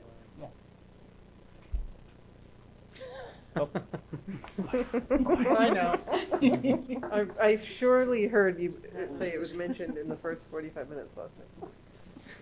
What did you say? I thought it was mentioned by the actuary. Employee contribution. Employee contributions. So Okay. that is another So some option that that- we have to explore as we progress through those discussions, but that's not something we can put on paper in this discussion. Are there any other ways they're doing it? Do we It's know tax- if anyone it's is tax, doing a it's, lot? yeah, they can do an override, there can be an override, or there can be, part of the assessment, and that's pretty much it. I'm just picturing an override on that. That would Yeah. be like, are you kidding me? Yeah, Right? Talk exactly. about swords that you die on. That would not be the sword I yeah, die on. and again, it's like, again, if you're, God. if I'm the taxpayer in the community, which I am a taxpayer in one of these communities, and you tell me my taxes have to increase by $150 a month because I'm going to do some much needed repairs on school facilities that are required, well, I'm like, yeah, that's like in my house, I have to put the money into my, well, we just lost our water or pump. We just had to do a new water pump. Surprise! But you can't not have water, right? So you make do. I'm willing to say, okay, I understand that. If you're telling me as a taxpayer $150 a month, so the school district can have a savings account, whether it's an unfunded liability or not, put it in every month and I'll pay a little bit of it every year, not a big lump sum. That's how it's been. We just- Right, and so that's the hard discussion to have. But anyway, to your point, Aaron, yes, there are, and that's why we're here today, to say, if we have swords we want to bleed on, we don't want to die, what would you pull out of here that are really critical to the education? Now, I will say, there are some things in here, like, you know, men's volleyball and varsity tennis. I would go back to the athletic director and say, I think there's a real need here. You figure out where there's not. So in other words, you take your budget, and if you think it's important to have that volleyball team, then maybe next year you don't have a whatever team. So on that, can I add to that? So initially, I proposed the idea of adding a full-time athletic director, which I think would be helpful to the programs of our school. I am all for providing our students with the things they want, as also along with the things they need. However, part of the idea of that was also with that role comes running things like clubs. So I did some math, and maybe I should have discussed this last week, but it was so much to take in, so I did that later. So just looking at boys volleyball, all right, where he has said we have 8 people that have said they've claimed interest. All right, in volleyball, there are 6 people on the court at one time. So that gives us 1 team to play and 2 subs. Now, we all know it's so many kids will say, oh, I'm interested in that, and then not join. So altogether, for us to start 1 year, it is going to cost $16,942 for 1 team. That may or may not happen. My point in asking for an athletic director is that this should start as a club. And you run it at the time that volleyball would be running. So it would be a fall club that happens. You invite other schools for scrimmages to gauge your interest. Then you're only paying that club, the extracurricular club. Stipend. Yes, thank you for that. As well as tennis. It's those same sorts of things. When you finally get the interest, after a season, if you have more people that are interested, then what a lot of other schools, especially systems very close to ours that touch our edges, then also go to their community for support. And that's how a lot of these teams are started. They start with some sponsorship and ask, we want to start a new middle school hockey team. Will you sponsor us? And that's how they help get started. So I feel like some of these extracurriculars, that's part of it. And that's where, when I started adding these numbers up, I was thinking, okay, a full-time athletic director, that is a full-time job. It's a huge job to properly take on. It's hard to see all these other requests under athletics at the same time, but I think those could be stretched out a bit. So in my mind, I was saying, let's get rid of some of that. Not that I want to tell kids no, but I don't want to spend almost $17,000 on 1 team that the following year or halfway through the season, we have 2 people that get injured. Now what? And to follow up on what Amanda's saying, when I lived in Atlanta, while the state athletic association had a water polo recognized as a varsity sport, there wasn't enough interest across the board for water polo teams. My son won the state championship in a club sport as a water polo goalie. And he did that 2 years in a row. After we moved out of the district and away from Atlanta, there was finally enough support community-wise, local-wise in the region to put enough water polo teams together to make it a viable varsity sport. It was, you pay your dues, we travel, we do whatever. But Yep. yeah, that's what our co-ops do. And I do say that we, our athletic director, as the position sits now, has a responsibility to really look at the teams and say we have a cross-country team that's budgeted with did he tell us 2 runners?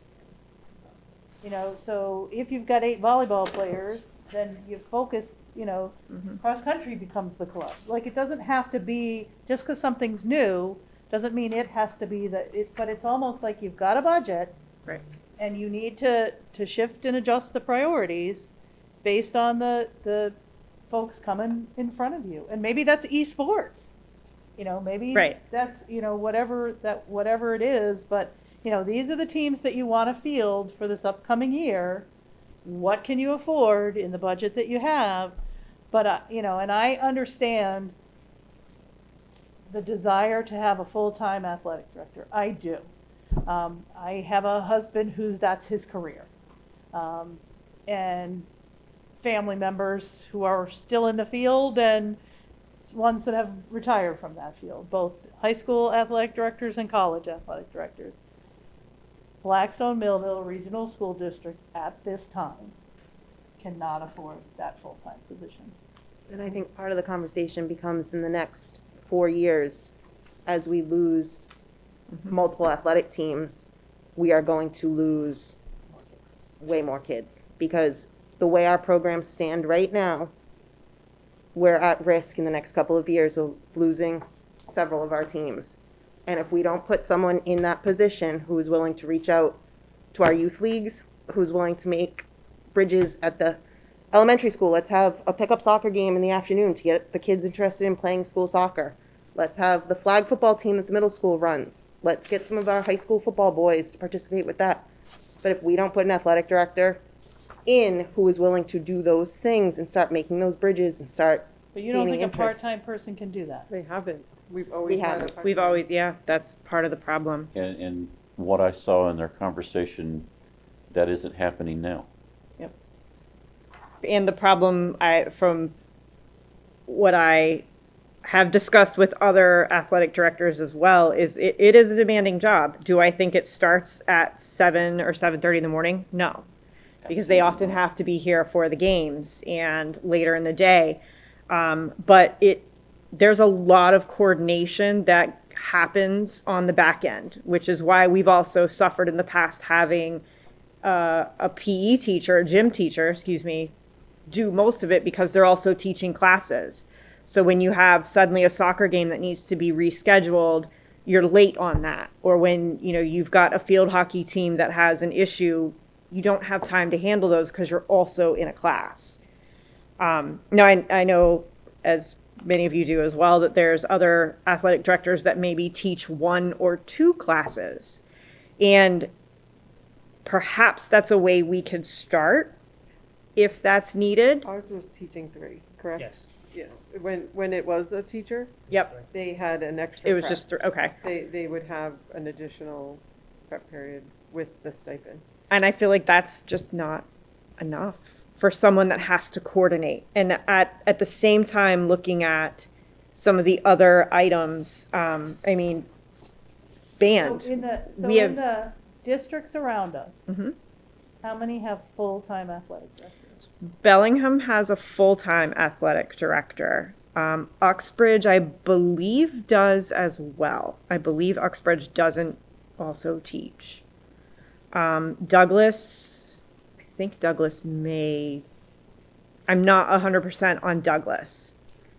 but some of those school systems are very comparable. Bellingham is a bit larger than us. However, they have far more teams than we do as well. Before we get too far off Yep. from something that Amanda mentioned, I just want to point out that the last time we added a team to our budget was football. Yep.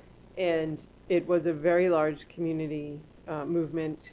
They came in with sponsors. It was not just, oh, we're going to fund it and see if kids show up. Yep. We made sure there were feeder programs coming from the towns.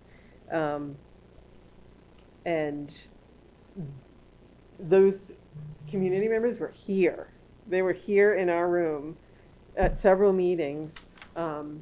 They formed a boosters before we fielded a team. So I feel the same way about. I'm shocked that JV volleyball and varsity volleyball, boys volleyball, is on here, being that there were only eight, and we cannot field a JV baseball team, which he didn't mention until he was asked. Right. So I was kind of, I didn't want to Okay, go at it that let me, night, but let me go back to the what's on the page. So what I'm hearing from folks is that an athletic director is critical for the future development of this district to keep kids in school and service the needs that we have in the athletic department over and above.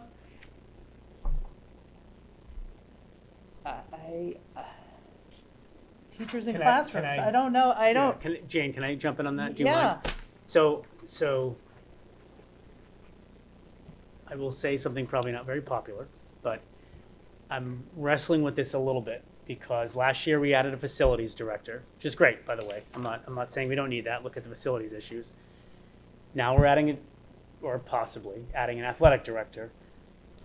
We are an academic institution. We have no director for teaching and learning. So I just need to put that out there. That is my job, which I love, by the way.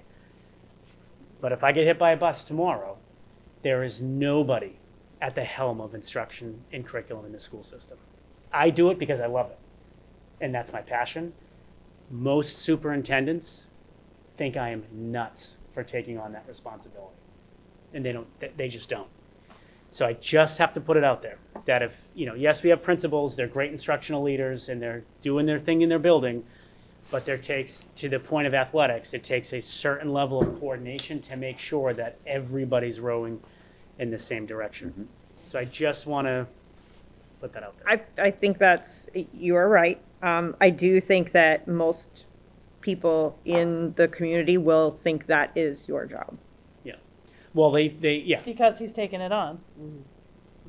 But I think a lot of them don't know what they don't a even know superintendent. that exists. Well, that's the thing. And I do think because you are different than many of the past, and I couldn't tell you what many of the past did. I wasn't involved, but my kid was younger. So I see both of those, but to Carrie's point, as we are putting new fields in, as we are looking for new facilities, athletics is a huge part. And as we look at band and how we have supported band through the years, and look at the band we have.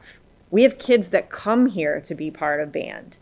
And we have a band to be very proud of. We don't have a full-time band director. No, he teaches, but he does teach, but they can also teach band but I'm saying, in the classroom. But he's doing the reach out to the younger grades too. Right. In his position. Right, but so is it an issue of what's not happening in the position we have, or we don't have the right position? I think it's a combination of both with athletics. I will agree with Kerry on, and take it a step further and say we may already have missed the window on saving the younger. I think we're seeing that with the lack of our JV sport teams being able to field a team. I'm not saying it's anything we could have ever afforded before. So how do you go forward from here and make sure that our school still has those extracurricular activities for the kids that they want, that they would be proud of too. We can't just say we have it. It has to be, they have to, it's part of the day. As I know it's not curriculum, I know it's not, but it is still part of their day. I get it. And It's a hugely important part. it's I do. very important to the community. It's important to the parents. When you talk to them, parents probably talk about that before they talk about what they did in math class, unfortunately. But I think we need to keep it level with the education piece in our conversation, because I do think we could end up in a bigger issue than we already are trying to pretend we don't have. Well, I just looking at things and listening to the impassioned pleas, which I do hear, and going back to Jane's point, we're not getting the results out of what we're not getting the results that we want in the current position. We're not getting that reach out to the middle school kids, to the community, to everything else. And going forward, I don't see that happening. If we could make that a 0.5 position and still maintain a teacher relationship, but that requirement of being the athletic director is going to have to bear some weight. That person's going to have to get out and communicate with the middle schools, develop the feeder program in the communities. You can't just walk out there and say, okay, I'm the athletic director, let's go get this done. All of you know, you've got kids in sports and everything else, and you've seen it. If we just say, okay, we've got an athletic director, what good is it going to do us if we don't get the performance out of that position? I think the bridge to that is that we have to appropriately pay somebody to spend that kind of time. And that's why I think it is a full-time position, because that's what holds a lot of people back. It's a lot of excess time. And if you add on classes, now you've got those other obligations of parent-teacher meetings and all of those sorts of things, but yet you also still have to do that community outreach. I understand that, but going back to Dr. DeFalco's point, we are here to educate children. And I can't justify having that salary that we're looking at with no educational impact. I was a high school athlete. I enjoyed high school athletics. It's the thing that most people look forward to. I agree, I was too, and both my kids are.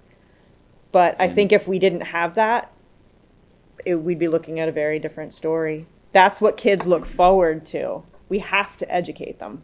Absolutely. They have to come to school. They don't have a choice. Well, they have a choice. They have a choice to go to a different district. And the parents are taking them to a different district because we're not educating them. I don't think they're taking them because we're Bellingham not. Because they have more sports. They have more opportunity, right? Yeah, I agree with that too. So, Matt, I think when we originally got this from the athletic director, it was 75,000. On here, it's 78. But are we taking into consideration that we have the Salary that he has now. $56,000 to $6,000 stipend, or so we kind of need to subtract that from the 78 for. We already have the stipend in our line items, and are we basing that 78,000 on? It's not rounding 78 counts? additional, is what It you're would end saying, up being right? like Turned to 73, but 78. why would we hire at? We It don't was have. it was turned to 78 from the stipended amount. Right, but, so when we're looking at new money, like for us, we're looking at this as new money, It's but it's not 78 only. 78 new money, it's 78 minus what's already being paid is the new money, correct? Yeah. Okay, be it's, 72. he's not getting $100,000 or something. No. So are you taking that as a? Jason's like, I don't think so. Like a Stipends, Oh, I know. there's a couple thousand. Then I would remove it as 72,000 if we. Yeah, we wouldn't not have an athletic director if we got rid of the full time. It would. Yes, this would reduce it by 70. I believe it's like 72,000. It wouldn't reduce it by, it would increase to 72,000. It would increase by 72,000 to get to 78. because we have 6,000 in for the Yeah. stipend, right? That's what I was trying to say. Is that what you're saying? Yes. Okay. So the part-time position So it's stipend is 72,000, not 6,000? 78, because there's It is. $6,000 in for a stipend. It's like- So I'm Aaron's saying saying take the stipend. I think I added it But to it's this, gonna- I'm saying this might be really, I'll have to double check. We don't it. actually have a salary line for. It was raised No. to the No. 70,000. No, sorry. From Yes. 6,000. From the Okay. 6,000. Gotcha. salary.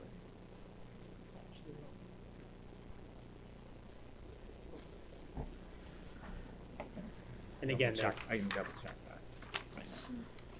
While we're on athletics, on the other landscape page, just where, when Jane, you said, like, say no to all of these, that football uniforms, baseball uniforms, football helmets, travel fees, we can't take out. Well, so here, Travel fees. so. Those travel fees, the that's travel in the- fees that are, But that that's were for the new included sports. were Okay. for the new sport. That's for So the that- new sports. Are these So, and the uniforms? uniforms, we part of- have uniform money in our budget. So that's why I don't understand Why that's, why that's Here even too. there. We have, right, every Yes. year, A we uniform have cycle, money, yeah. Yes. and it should be in the budget. We shouldn't have to add new. Well, he explained the helmets and the, Yeah, the helmets are a must spend if they're gonna field a team. Understood, but what I guess what I'm saying is, we have to take what we didn't spend this year, because we didn't get all the not everybody got their uniforms, Mm-hmm. and what we have budgeted for next year, and figure out which of these things. Yeah, I think Yeah. from this year, the only one who didn't was the girls, and I'm not minimizing it, it's important. It was the girls basketball Basketball. team, which I believe he has ordered.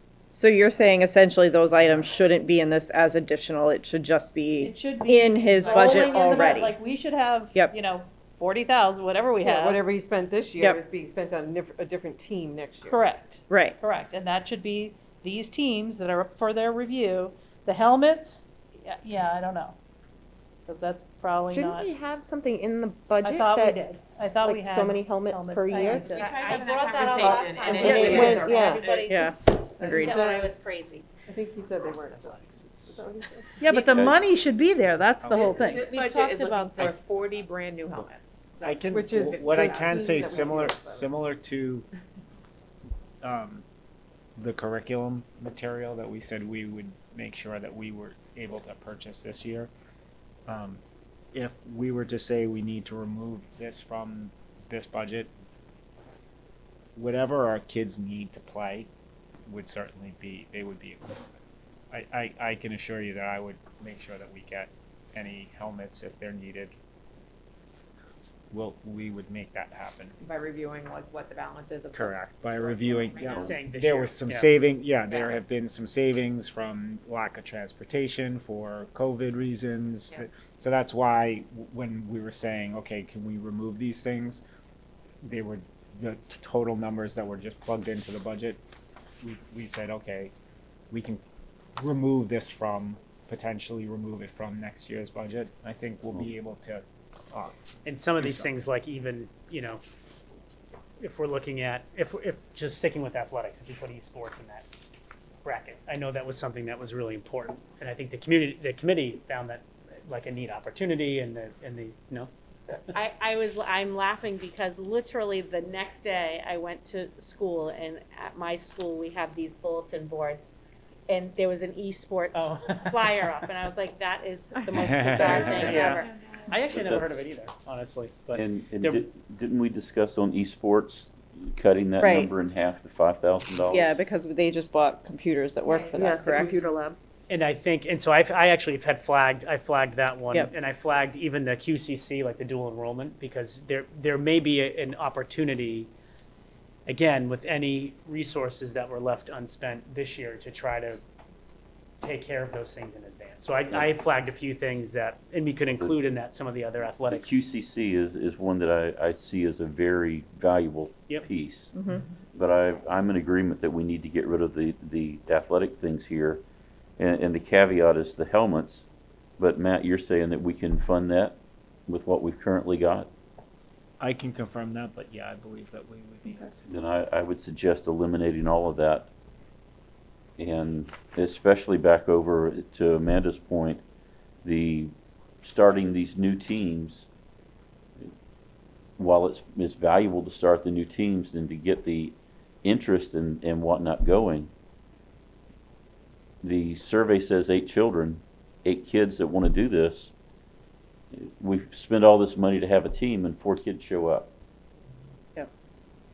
I really love the concept too of looking at, and one of you said it. So for the existing stuff, I'm not talking about necessarily things new, although you would roll it in. But here's the budget.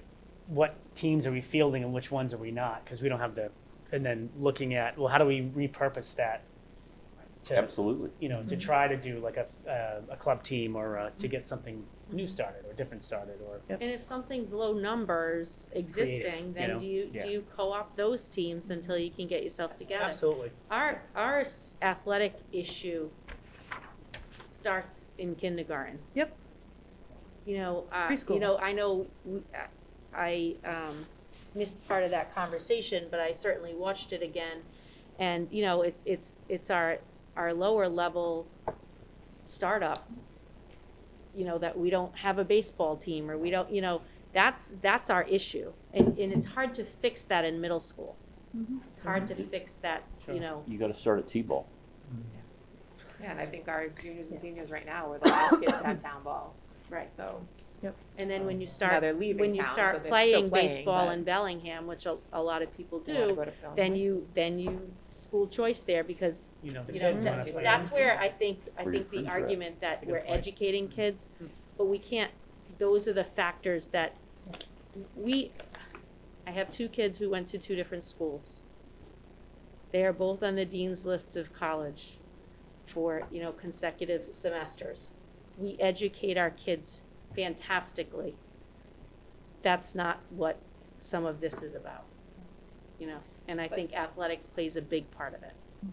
And I don't disagree at all, but I will tell you that you could have the best athletic director in the world, and that's not going to get more kids Oh, to this is play my argument for an in- athletic in director, because I town. don't agree with Okay, that, so okay. I'm just, in I'm town saying. ball. Oh, no. And again, I agree with you.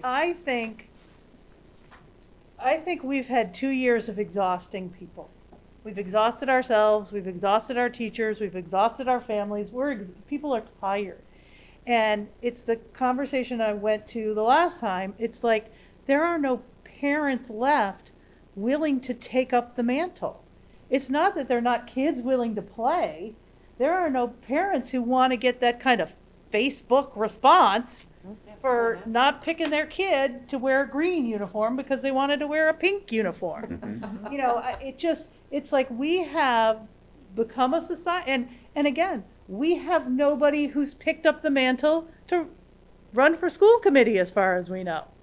We're losing volunteers because it's hard work. And no athletic director, no $78,000, $80,000, $40,000 is going to change that level. And I agree with you. It's the before school. It's getting the little kids on the soccer field who are more interested in the butterfly than the soccer ball. But because they've done it and they learn to love it, and then they still want to keep doing it because their friends are doing it. And so you could have an athletic director who tries to encourage that with the town rec committees, but you can't get volunteers on the town rec committees. And so it's that grassroots that's part of the problem. The number of doers is dwindling Yeah. because the number of non-doers and the chirping that they do is exhausting. Yeah. Yep. So moving in a different direction, the security cameras in addition to camera system. Please explain those 2 to me, because that's Yeah, I have those. $25,000. Earmarked as well. So we had been putting in as a consistent upgrading of adding cameras, like a $10,000 line into the budget, and a specific school, one of the elementary schools. Actually, we had 2 different schools that specifically requested a significant addition of security cameras to their buildings. The middle school asked for it, and that was one of the things that we originally recommended removing. And there was an elementary school that recommended putting in cameras in various corridors and places. And that was the additional, I think it was the 15. Is this school owned by one town versus the other, or owned by the district? The elementary school is, well, each of the elementary schools are owned by Because one town. if they're owned by the town, that's a security thing and the town's responsible. It's not no, it isn't. It's not over the Below the $25,000 threshold. Yeah, it's not a threshold. capital. It's not a capital, it's min.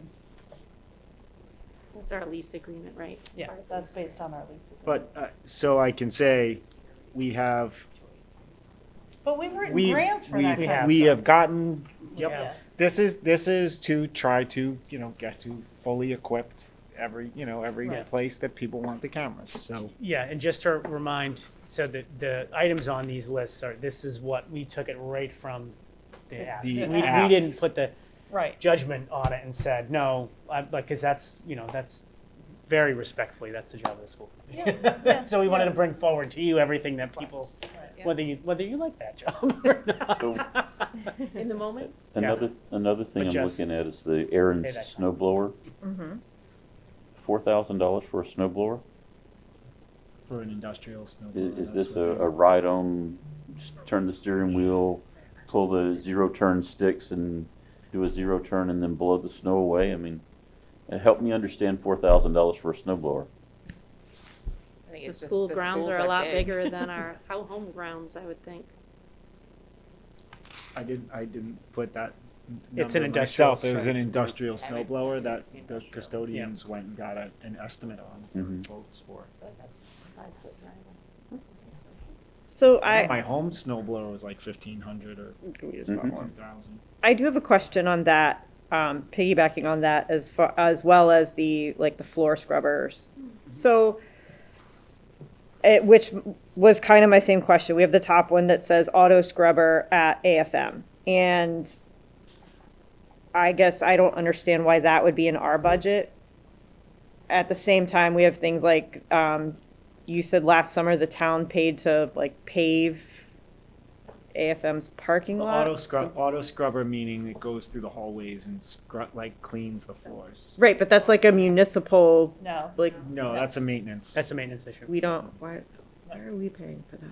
because we have our own. We maintenance maintain, staff. yeah, we have our own maintenance staff, we maintain staff. the If we buildings. contracted out for that, that'd be a different issue, but we don't. We have all of our own facilities, people. So every broom, every whatever, We buy all those. we buy all that stuff. It's inside the maintain our building. inside the building. But the snow blower, because that's outside the building. So if you, I don't know how many Walkways, years so ago, it's, when did we it- go to so it's doing the our road, own? it's the roadways. Oh. So, Snow stuff. so the But towns will. It could also be the. Like But the sidewalks. snow blower could be the secondary buildings, because we own the, and we care for the outside.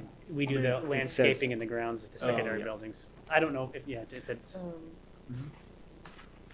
But yeah. I think the, the 4,000 is, May I I'd have just- to double check that.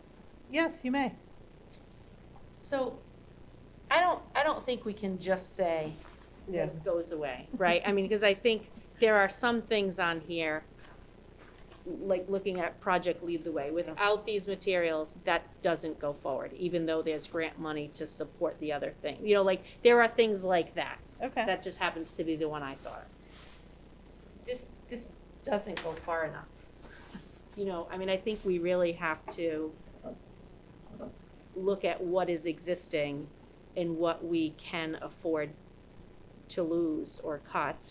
I hate to say that word, but this doesn't go far enough to where, To get us down. to get us to the number we need. Right. But I think it's important to, look at the line items of what's in the existing budget that we possibly have to think about moving, cutting, being creative. Jason and Matt are really good about being creative, but I think we have to go there. Okay. Um, And I don't know how we go there disagree, in I this don't moment. disagree with you, but I guess I'm saying, But I wouldn't add a here's volleyball something, team. here's while- something that's in front of us. Yeah, And are there things on this list, that we can cross off. or not, that we want to keep? Let's start with, Okay. let's start with, I feel like I can make a really strong argument that we need Betty Sue.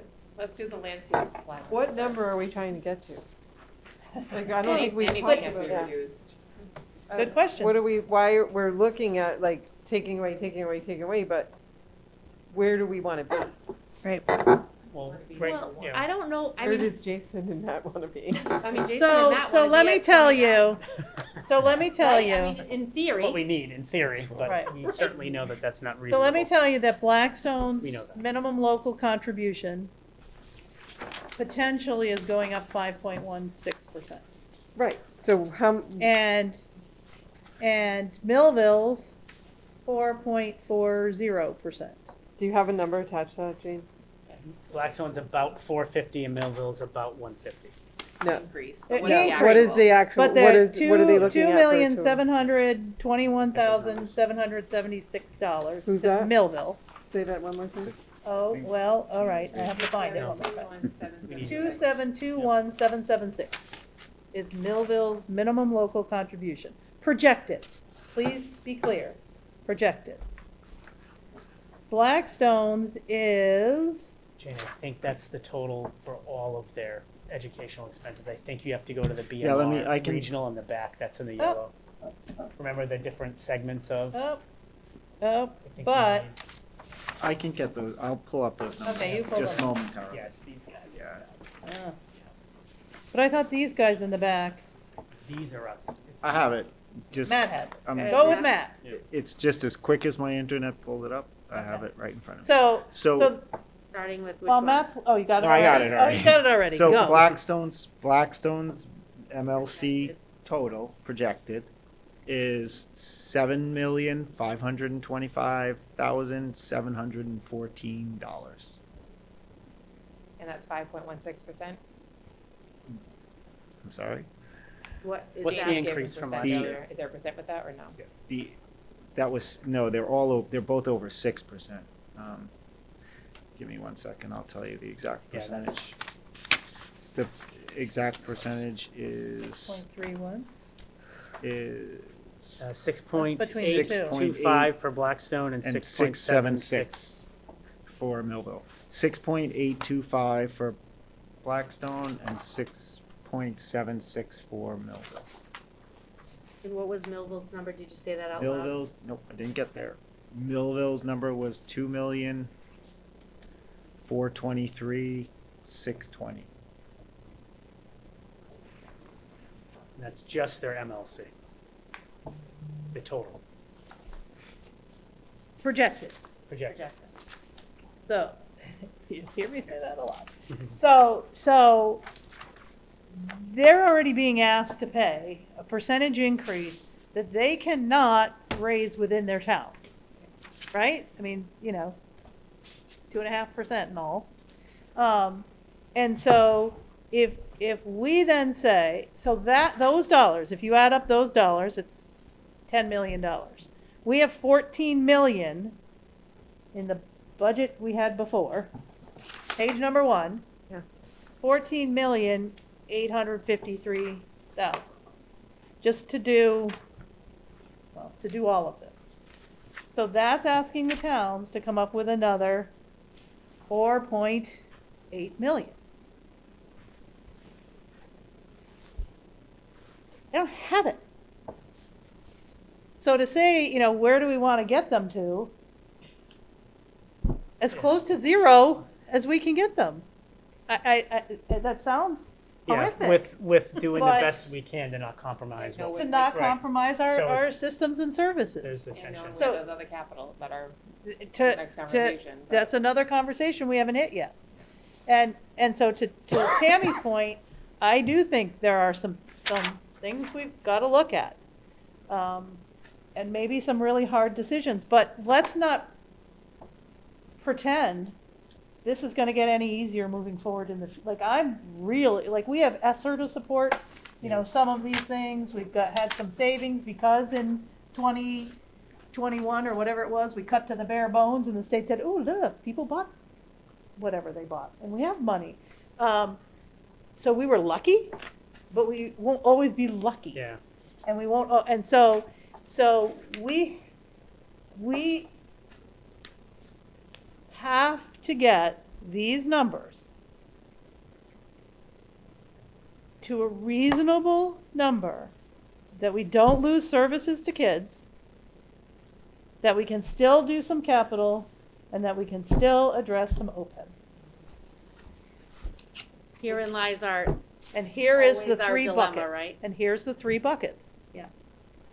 And so, you know, that's, I guess, having sat in on the conversation for the last couple days, that's why it wasn't easy for me to say, we can't do this. And I agree with you, Tammy. There's some things in here that, you know, hey, we really do absolutely have to do. Yeah.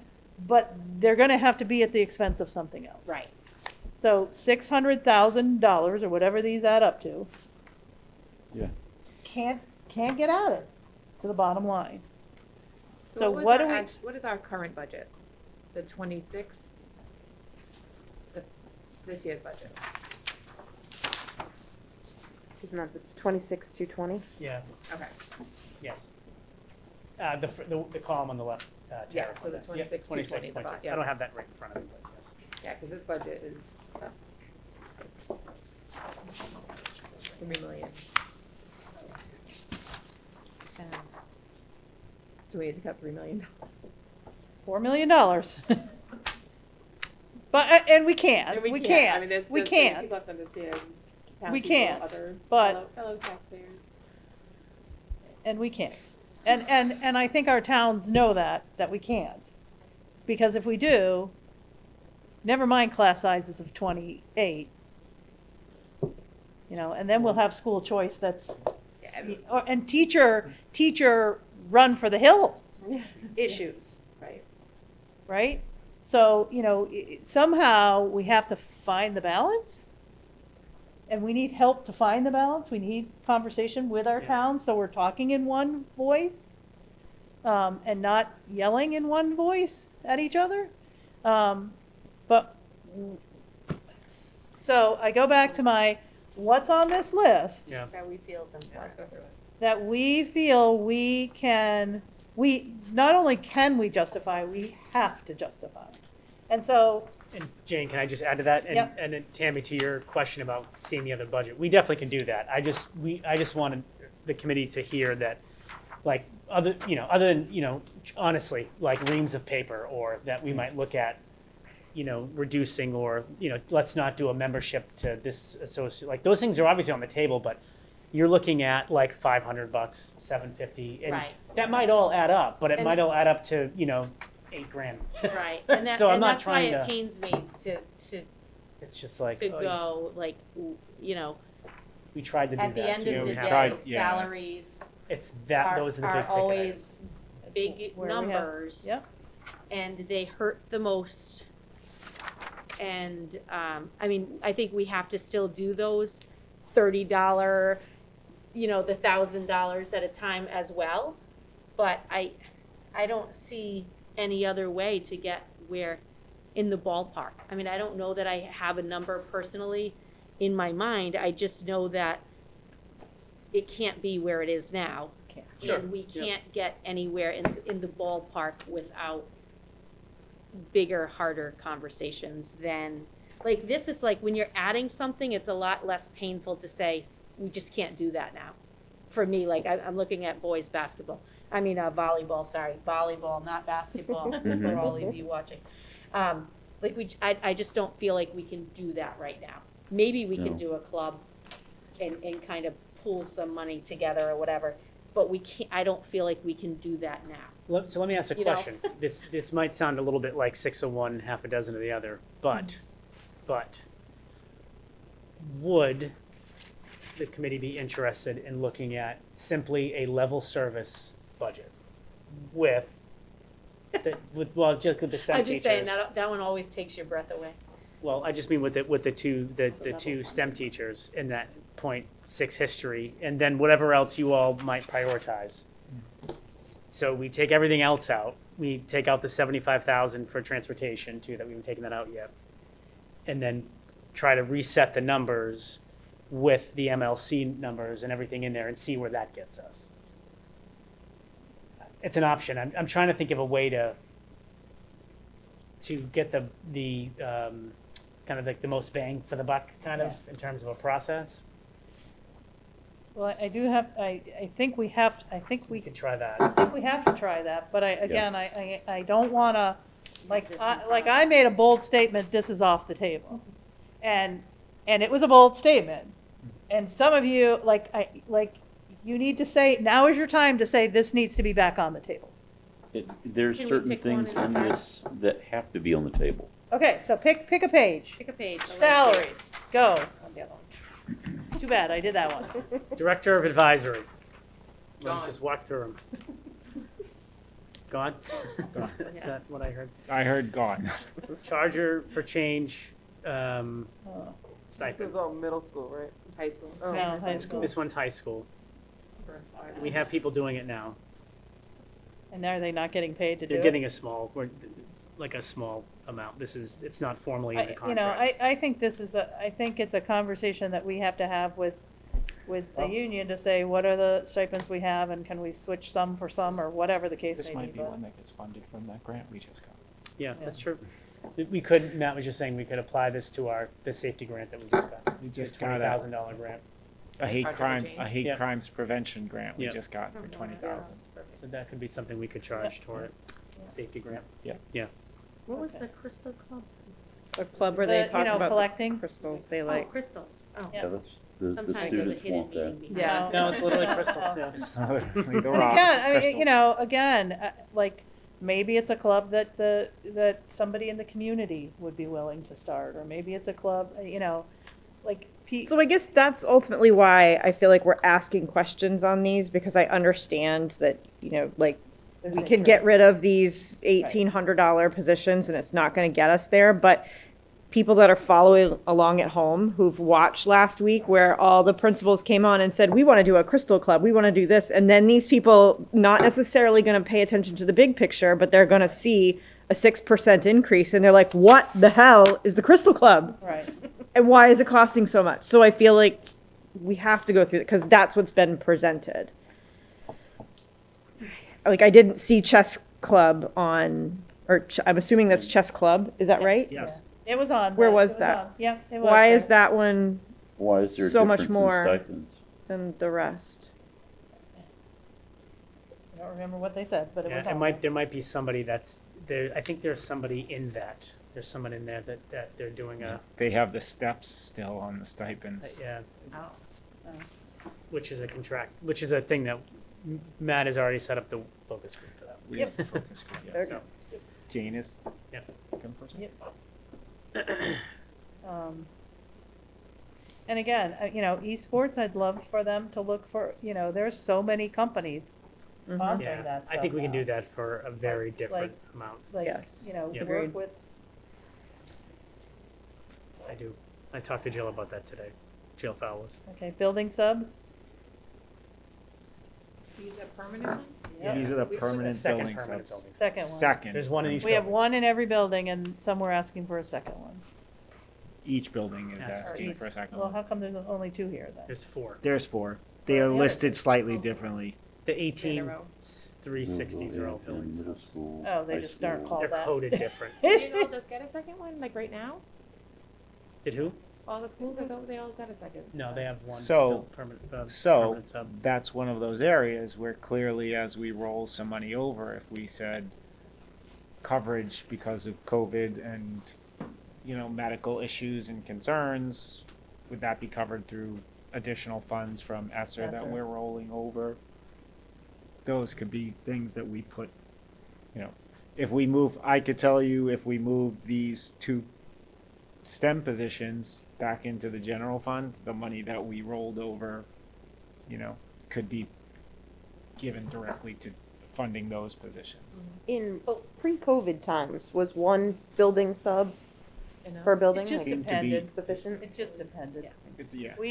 We had substitute, remember, like that column would go nuts some year. It just depended on the year. There we go. Oh, Subline. I hate to say it, but, we got to cut, so And take them off and hope the ESSER Yep. would cover it. Well, See, or, But or, am I But it might- incorrect in ESSER saying when we keep doing the financial analysis of this, not having them cost us more money? Isn't that what we figure out every year and then we still cut it?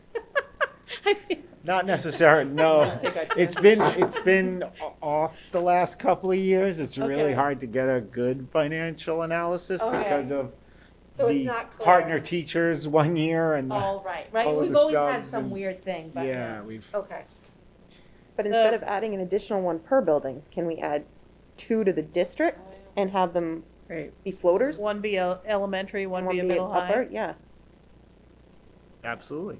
Okay, so It's a compromise. At for least two. it's shared.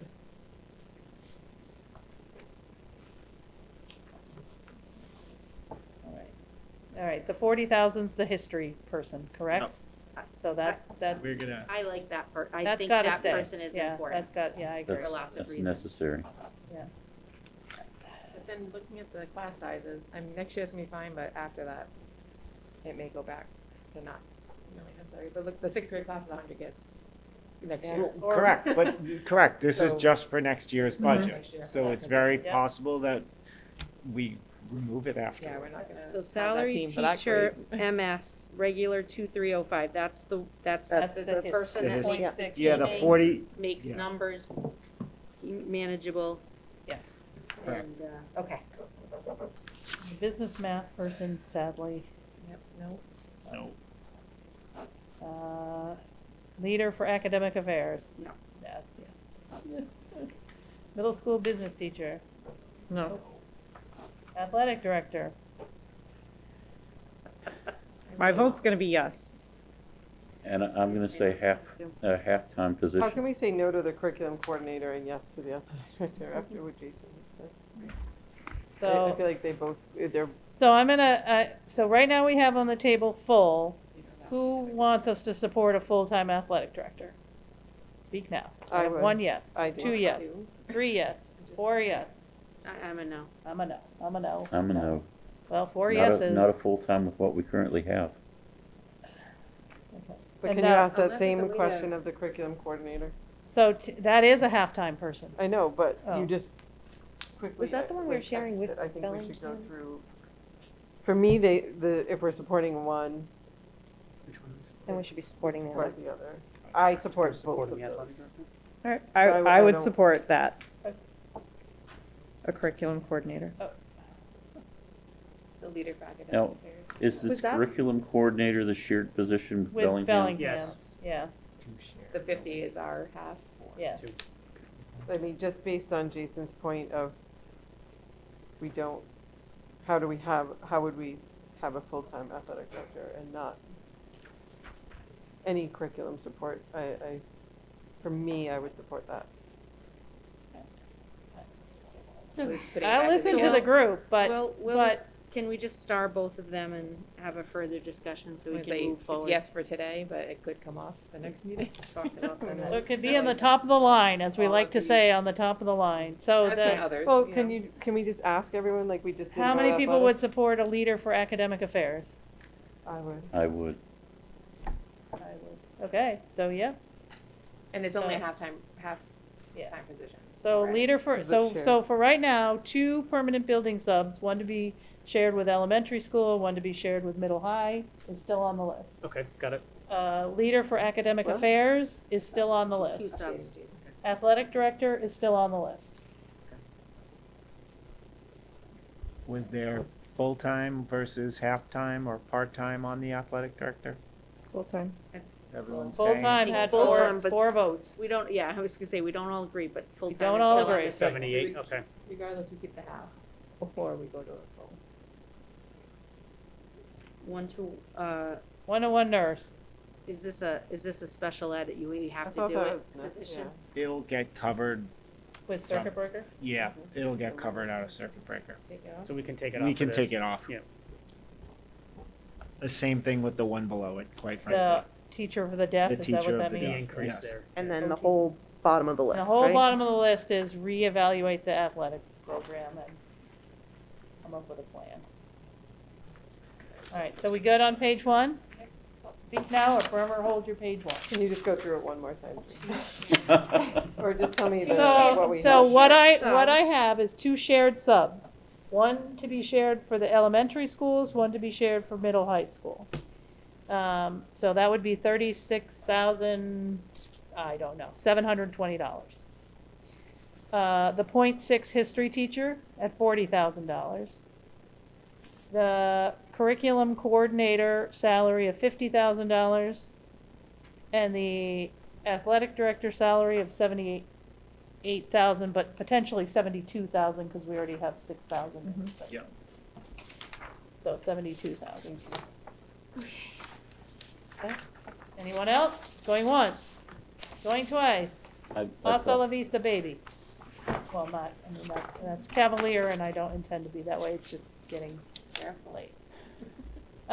Instructional supplies, library books. So I'm just going to go through them. If you want to keep it on the list, you need to tell me, keep it on the list for right now, and then we'll discuss. Library bookshelves. Keep. Scholastic News, grade 3 to 5. Can I ask a question on that? Before, didn't they, I feel like I remember having to send in like $2 for one of my children to have their like yearly membership to it. Yeah, for sure. Yep, I remember that. Yeah, I know we bought them this year. I think the PTO will pick it up. We offered this year, and we're told that they weren't using them, but then they ended up putting them back in. So I'm sure the PTO actually would pick those up for both schools. Okay. You go. I will bring it to PTO. the meeting on Monday for confirmation. PTO question. So with that, we cross it off the list? Is that- Yes. Okay. Just mark it, PTO. Library circulation software. Yes, Auto scrubber. no, You're only supposed to say if you want to get up further discussion. No no's. Hard no. Security cameras at the elementary school. No. I forgot I was supposed to. He didn't follow the instructions, so I didn't either. Fatal vision goggles, goggles, goggles. I wonder if there's a grant through the police department Right? for any of that.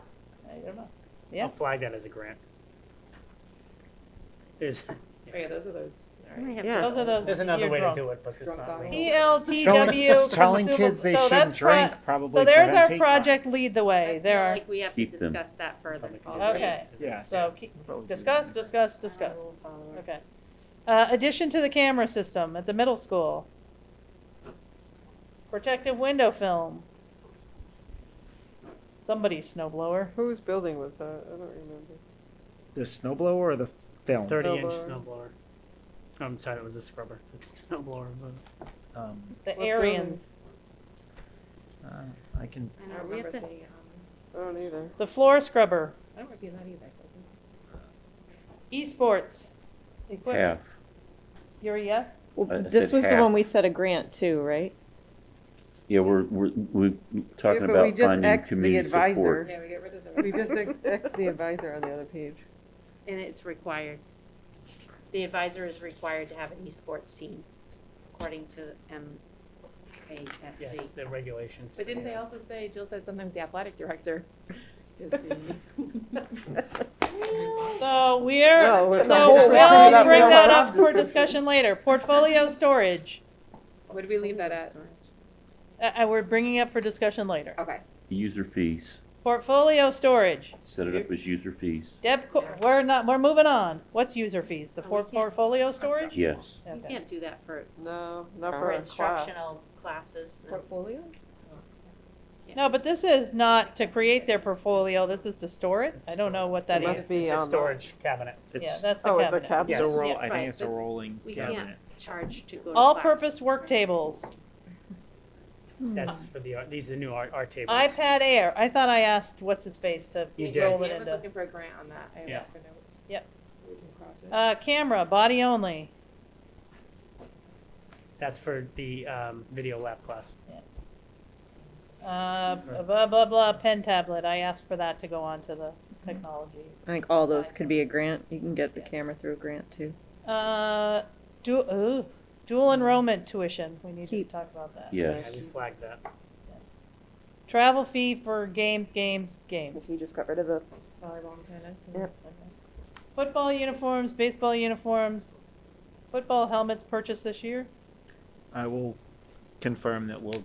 But we think that's already in the athletic Mhm. budget. And then the Yeah. uniform's in the budget Yeah. already. Yep. IS Defend. What is that? IS Defender. Is that a That's technology? It's a antivirus It's software. the antivirus software for Windows machines. Is it required? Yes. We kind of need it, right? Where is I was gonna the, say, I feel like we can't cut that. I feel like that's a. All right. where is the DocuSign software? Oh, yeah, he did bring Oh, that yeah. up. Oh, that We did. was supposed I to. think Yeah, that the was, music stuff isn't on here either. I It's think not we're in missing here. a few. we are Right. currently using so we brought DocuSign in to do the HR, at least partly for the current year, because we are using it for the onboarding HR process piece. So does that mean it's not here because it's not new? It's not it's, Okay. yeah. With all of the things that are being done with that, I'll work it out. In If it means technology. parents don't have to fill out 900 forms that have been. I can't promise From that the ditto by crank next year that's copier. what that will do, but I know we just did incorporate it into Big the new check mark next onboarding to that process One for set the to do H- next year, okay? I'll give you some. I didn't do this year's. So That tells you. Okay, moving on. IS Defender, I have a Yes. further Yeah. discussion next to. OPEB contribution is further discussion with the town. It's gotta come off Then we here pull right that now. out Mhm. here, yeah. Foundations, your dry erase board. We're getting all those now. Okay. So you can take that out. Scholastic News 1 and 2. That's Well, we had first 3 and and second 5, grade, so yeah. yeah. Is that a And PTO? Yeah, well, I'll ask for Tara? that one. It's Okay, for both schools. thank you. And STEM supplies. For the STEM teacher. Okay. Wait. So going back, Sorry, what did we say about STEM supplies? nobody There's said yes. most- Do you want them on the list? Good to know. Where We have where does STEM this one? Teachers without supplies? Or- I guess that's my question. Can we discuss further? 'Cause Yep, are yep. there- Yeah, okay. All right. Yep. Just only, Going back to library bookshelves. Tim, make your case. If we get new books, we're gonna have to have some place to put them. And I they thought were- this was also supposed to replace broken ones. That is part of it, yes. So I feel like that's a maintenance sort of like upkeep. It's $2,000. I think. Yeah, I'm with you on that. I think we keep. what's that? We X the Library books, shelves. right? And we said Yeah, yes we to X it. the We're not books. getting We're new not ones. getting new books. So we don't need new shelves. Right, but we still have the shelves are replacing old broken No, shelves. I'm I guess my question is, are there any, I mean, We could probably condense some of these and That move is them exactly to what I was wherever gonna say. there Well, are and broken when shelves. you think about how many books are actually being taken out of the Right. library at this point, is there a way to condense and repurpose one building's shelves somewhere And else? it, is what I was potentially thinking. maybe what our facility director needs to do is an inventory of classrooms we don't even use these days and what's in them. Okay, Yeah. that works. There All may right. be shelves, there may be, Yeah. again, there definitely can be Okay. consolidation here. So, Okay, put the axe to it. so we okay? Okay. Yeah. Create firewood. All right. Library circulation software. So, Yes. so is the problem they can't like check out of, like, what's the, They Well, can't. It's just Yeah. old, I it's know just old but software. we can't use it? No, With it works. with the new hardware requirements that we're moving forward with, the old software does not work on the new hardware. And this covers the district, not just one building. It's every Correct. school. All right. School. And this So- is a one-time Yes. purchase, not like an annual. No. It's a fee. one-time. It's a So- one-time purchase. Who wants this to stay on the list? I feel like Me. it has to. Mhm. Okay, well, that's an everybody, so that's still on the list. The next one I have is all the Project Lead the Way consumables. So I guess my discussion is, can we continue to utilize the Project Lead the Way grant if we don't have the supplies? I think what we can do that's different than here, this, I think we have, it's gonna be, just a challenge, but I think we can do it. We just have to go out for different pricing. Instead of going through, because you can order through Project Lead the Way, like the materials and resources, and they come all, all the sheet brains Fancy, and, right? so we'll just have to parse it out and go to Amazon for sheet brains and this company for Tic Tacs and this company for baggies and just do it that way. It will Oh, you're require saying it something. kind of comes as a complete Yeah, kit, yeah, you can and do so it- they you can do charge it- you for the convenience Right. fee. That's what my sense. Yeah. But, Okay. so we can go out and just split the materials up and get We them. wanna Is just there make a it way half? to get local business support to fund that? We don't have. Maybe hospitals or something like that? I know we don't have one locally, but, you know, there's Milford. Mm-hmm. Really quick, so Project Lead the Way, that's okay, science. STEM. Is that the biomedical one? Are we already doing a partnership with Waters? Right, they're currently doing a partnership, a leadership thing. Waters is located in Milford, they are biomedical. So what, on his part, would they perhaps, We tried to request. some right, be an support opportunity, for- yep. Yeah. As they are already in the schools doing another STEM leadership thing, maybe that's an option as well. So I guess So to the point, do we to keep it on the answer list my unless original we know? question, we need some supplies. Need the supplies, but is there other ways to Some get money them? Is It this has middle to school come and out. high school are in these numbers right here? Can some of it at the middle school level be done as demonstrations? Not all. Not all hands-on lab. Anything can be done any way we want. I think it's probably the best way to I answer think that. figuring out how to But the question make is, this what it should be. I don't want to water it down. to is this cheapest point. way. Exactly. Exactly. I think just figuring out the cheapest way, and But keeping I think we something have in to there. keep something. I mean, if you I have the mean, grant, Fun I we're was house. gonna getting say, money the to do grant. this, to expand and enrich, Our pathway. We're It's getting part of much our more than what we're pathways. paying for. then I think we have to, I think we have to commit to some part of that, you know, to make it work, Agreed. personally. So is that? Yep. I think it's approving I it think with it's the a- thought that we It's may take a try look to at find it and cheaper. get it down to what's Yeah. a manageable. Make it manageable. All right, esports equipment. Again, I gotta go with we have some pretty decent equipment. Can we make work what we have and search for sponsors to, The- if you're gonna sponsor the team, you need to sponsor the game controls for us or Yep. whatever. Except Well- we don't have an advisor anymore, remember? In the last week, since we talked about this, there's been major consolidation in the gaming industry. What is it? Microsoft has bought Halo, and then the other company, I can't remember the name, but there was a $63 billion purchase of that company. And right now, there's, it's up to the Federal Trade Commission to approve it on both of them. So trying to get community support in some of that may be difficult for esports.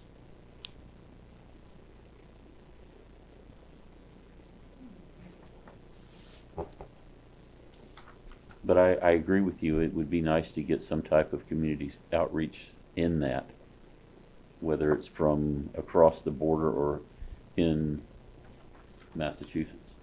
And I think that's also one of those ones that Jill said she thinks she can dramatically get that cost down too. We're Oh, talking yeah, 'cause about that the includes all the new esports. TV, That was computers and everything. stuff. Yep. And Dan said Dan said everything can use he them. thought at we the could school do. is available. Yep. So Yep. right there, he said Right. cut it in half. Yep. Yeah. So probably drop it to 5, but then I think if it's considered a sport, I mean, maybe these kids have to pay the user fees, and that'll Yeah. help Yep. offset some of this. Mhm. Yep. And then like Tammy keeps saying, though, we cut the advisor, so we either need to add the advisor back in or figure out. Well, if I that didn't think that 5,000 we covers cut an the advisor, but I, We did. It's on one line. It Yeah, it's says on the other page. Yeah, I know it's on the advisor other and page. coach. Yeah. So there is a rule. It's definitely a rule. Yeah, There there's is a a rule. We rule. read it. We read when we were exploring the esports. Yes.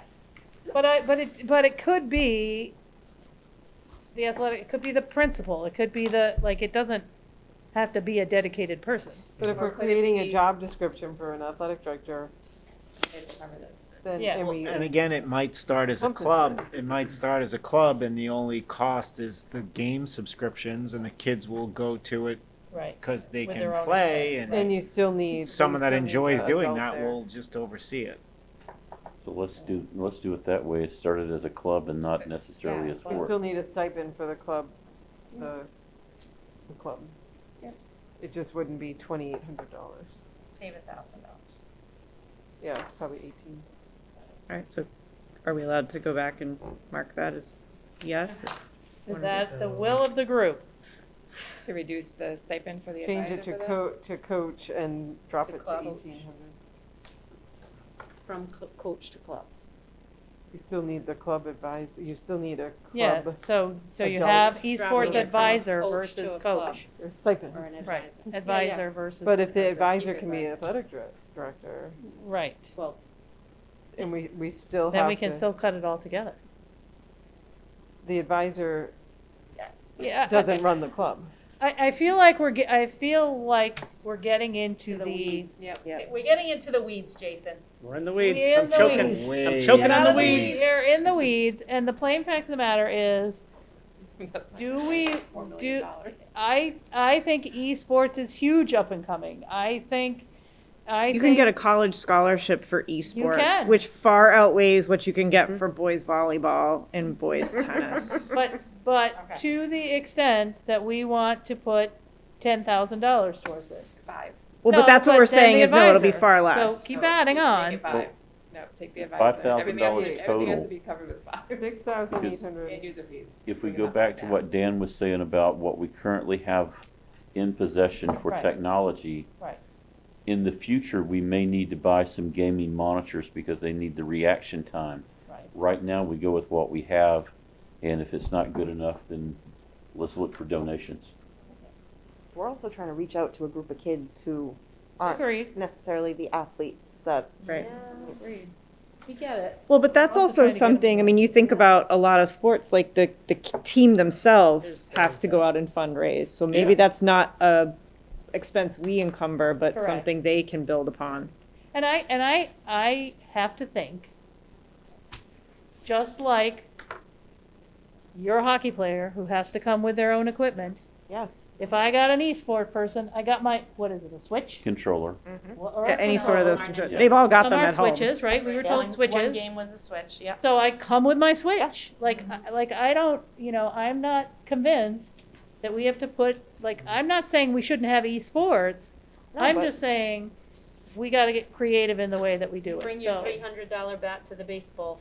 Right. Diner. There you You go. wear your own Bring cleats, your you wear your own $300 hockey switch, you Exactly. bring, I agree with that. Agreed, yep. So I'm for taking it off. Okay. That's me. Is that what Off. that came to? So you're saying we'll let We'll the use what we program have. become a club, but at their own At funding their own funding expenses. of supplies? Whether they can Okay. find sponsorships, whether they can find whatever, be creative, use your own equipment, have at it. Like you guys So- said, show the community support, come and talk to us, come and ask for, whatever. You talked me into it. Wow. So remove it Damn. and the fees, so no user fees, remember you had made a So little note. the If we esports did it is as gone sports, to take that altogether. off. For- I think- yeah. Oh, yeah, if it's a club, it doesn't. Yeah, have so user then fees, it's all, so we take it off totally, and they just let them build a club from the Build their ground up. club, get, come to What us you're with with No, a, if there's a club, they still have to have a stipend. We still have to pay the $1,800 stipend to the, So we put that adult back on the running other the club. page. but not necessarily, not necessarily. in the This is where contract. this is where, there is no esports person in the contract. There's no And if it's not esports. in when the- have we ever been able to add anything that we? We have. Does this we've fall had- under the, We've had parent-run stuff. As We've long had as it's parent, not listed in the contract, right? we've had parent-run stuff. Yep. but does that fall under the whole same idea of we take a look at the clubs, if they've got, essentially, does that mean we kick this back to Ms. Fowlis and say, like, if you find it in your budget, you can do it, but we're just not paying extra money? Is that, Yeah, allow her to. So I think we have to rediscuss it. Yeah, in as a- we go, In a different thought as process. we go. Okay. Okay. All right. I have the dual enrollment tuition assistance. So what we were thinking for that was creating that sliding scale. We were looking at $250 for the full. So for students that are not free and reduced lunch, they would have to contribute $250 to the. And then we had discussed for the reduced, the contribution would be 100, and then the kids would. Per class Yes, or? per class, yeah. So what do we need in our budget to cover what can't be covered? So We need what- 14,000? So what we did, how we got to the 14,000 was we took the 40 students and we looked at 40 unique classes. We'll call it that way to keep it simple because it could be 20 kids. I Yeah, think. yeah. And we looked at, we added $100 to our current cost. Our current cost is $250. All right. So we added $100 to get to $350 times the 14 students. I think that should get us to times the 40 classes should get us to the 14,000. So we need that Oh, the 40,000. 14,000 is. We don't. within- That's if we paid all of it for every kid. 14,000. So yes. Yeah. So no. So no. Yeah, we don't need that full amount So we're if going- the committee agrees to that type of a scale. So it depends on what I mean, the alternative is you take it as a college credit later and you pay the full amount, so Right. you get a So bargain. if I Oh, get sure. 250 It's an versus opportunity. versus Yeah. $1,000 or whatever a college class is Right. now. It's the 40 classes at the 350. Yeah. So if we brought that back to 250 and said, well, frankly, we could bring it to whatever we want to bring it to, and if it's the student pays the full amount, just on a sliding scale. Could we, not that I was involved in this process, could we speak with their administration and see if we can guarantee X enrollment, that they would potentially sponsor X number of credits for kids of financial need?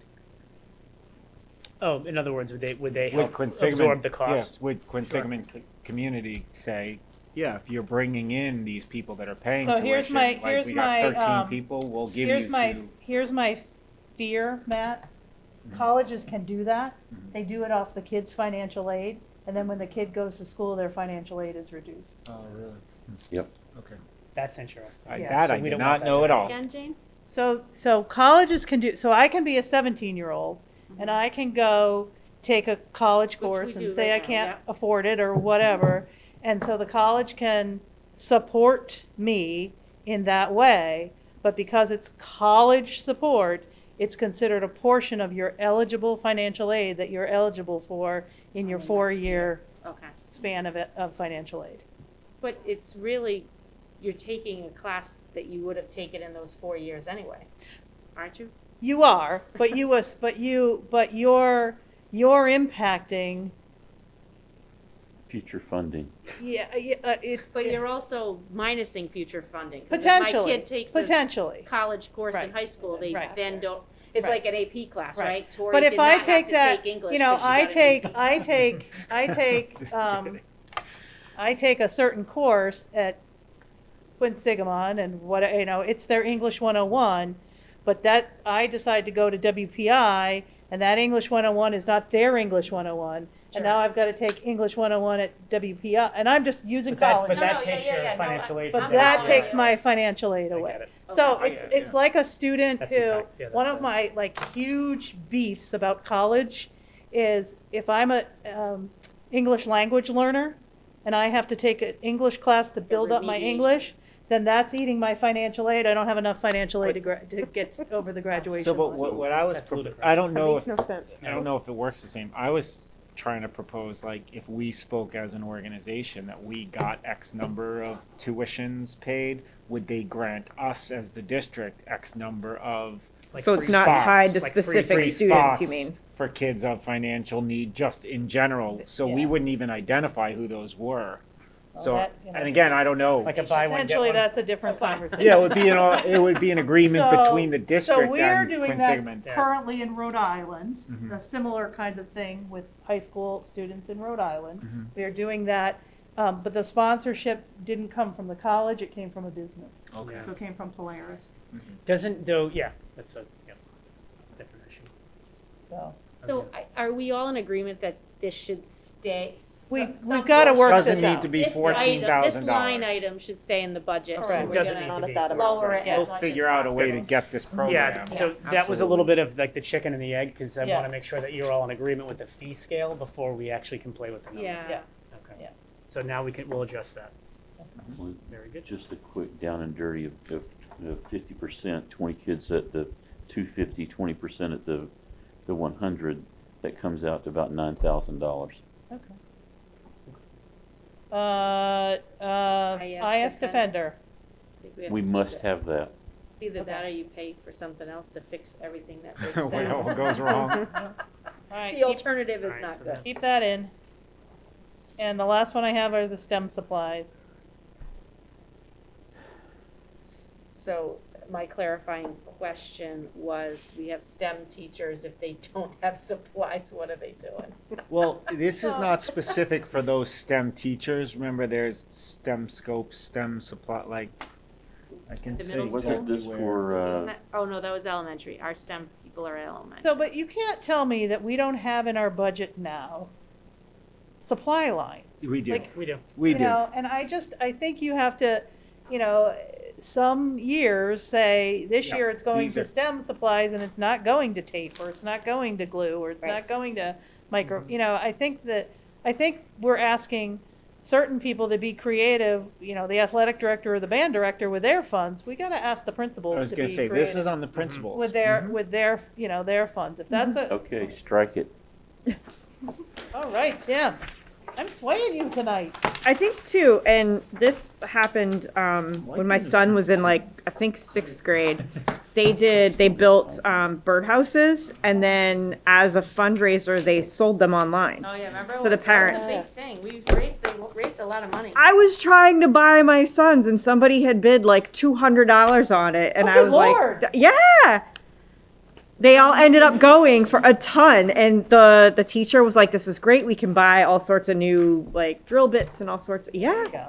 Be Okay. creative. it was cool. It was all the rage. Back to the additional information. Asbestos is a mandatory thing. So we haven't even gotten that, you guys, we haven't, it's 9:30, 9:40, 9 whatever, what time is it? 920. 9:20, 12:30 p.m. Don't worry, I know. and we have not gotten to the additional, nor have we gotten to the Capital. capital.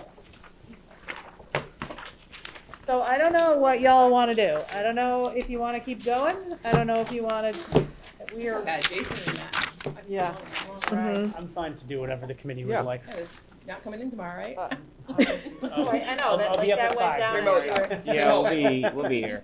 I'll chat with you Yeah, on the yes, phone. we'll be on the phone, I'm sure. Well- My only thought with respect to the capital information, I mean, the asbestos piece is Oh, pretty already, clear. My only thought with respect to the whole capital package is, Yeah.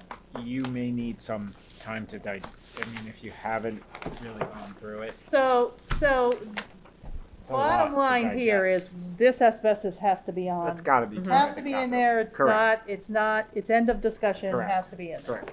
So Exactly. the other things, if you guys have this big packet, then the other pieces, you have to kind of look and say, you know, MES needs paving and we have it down in 2023.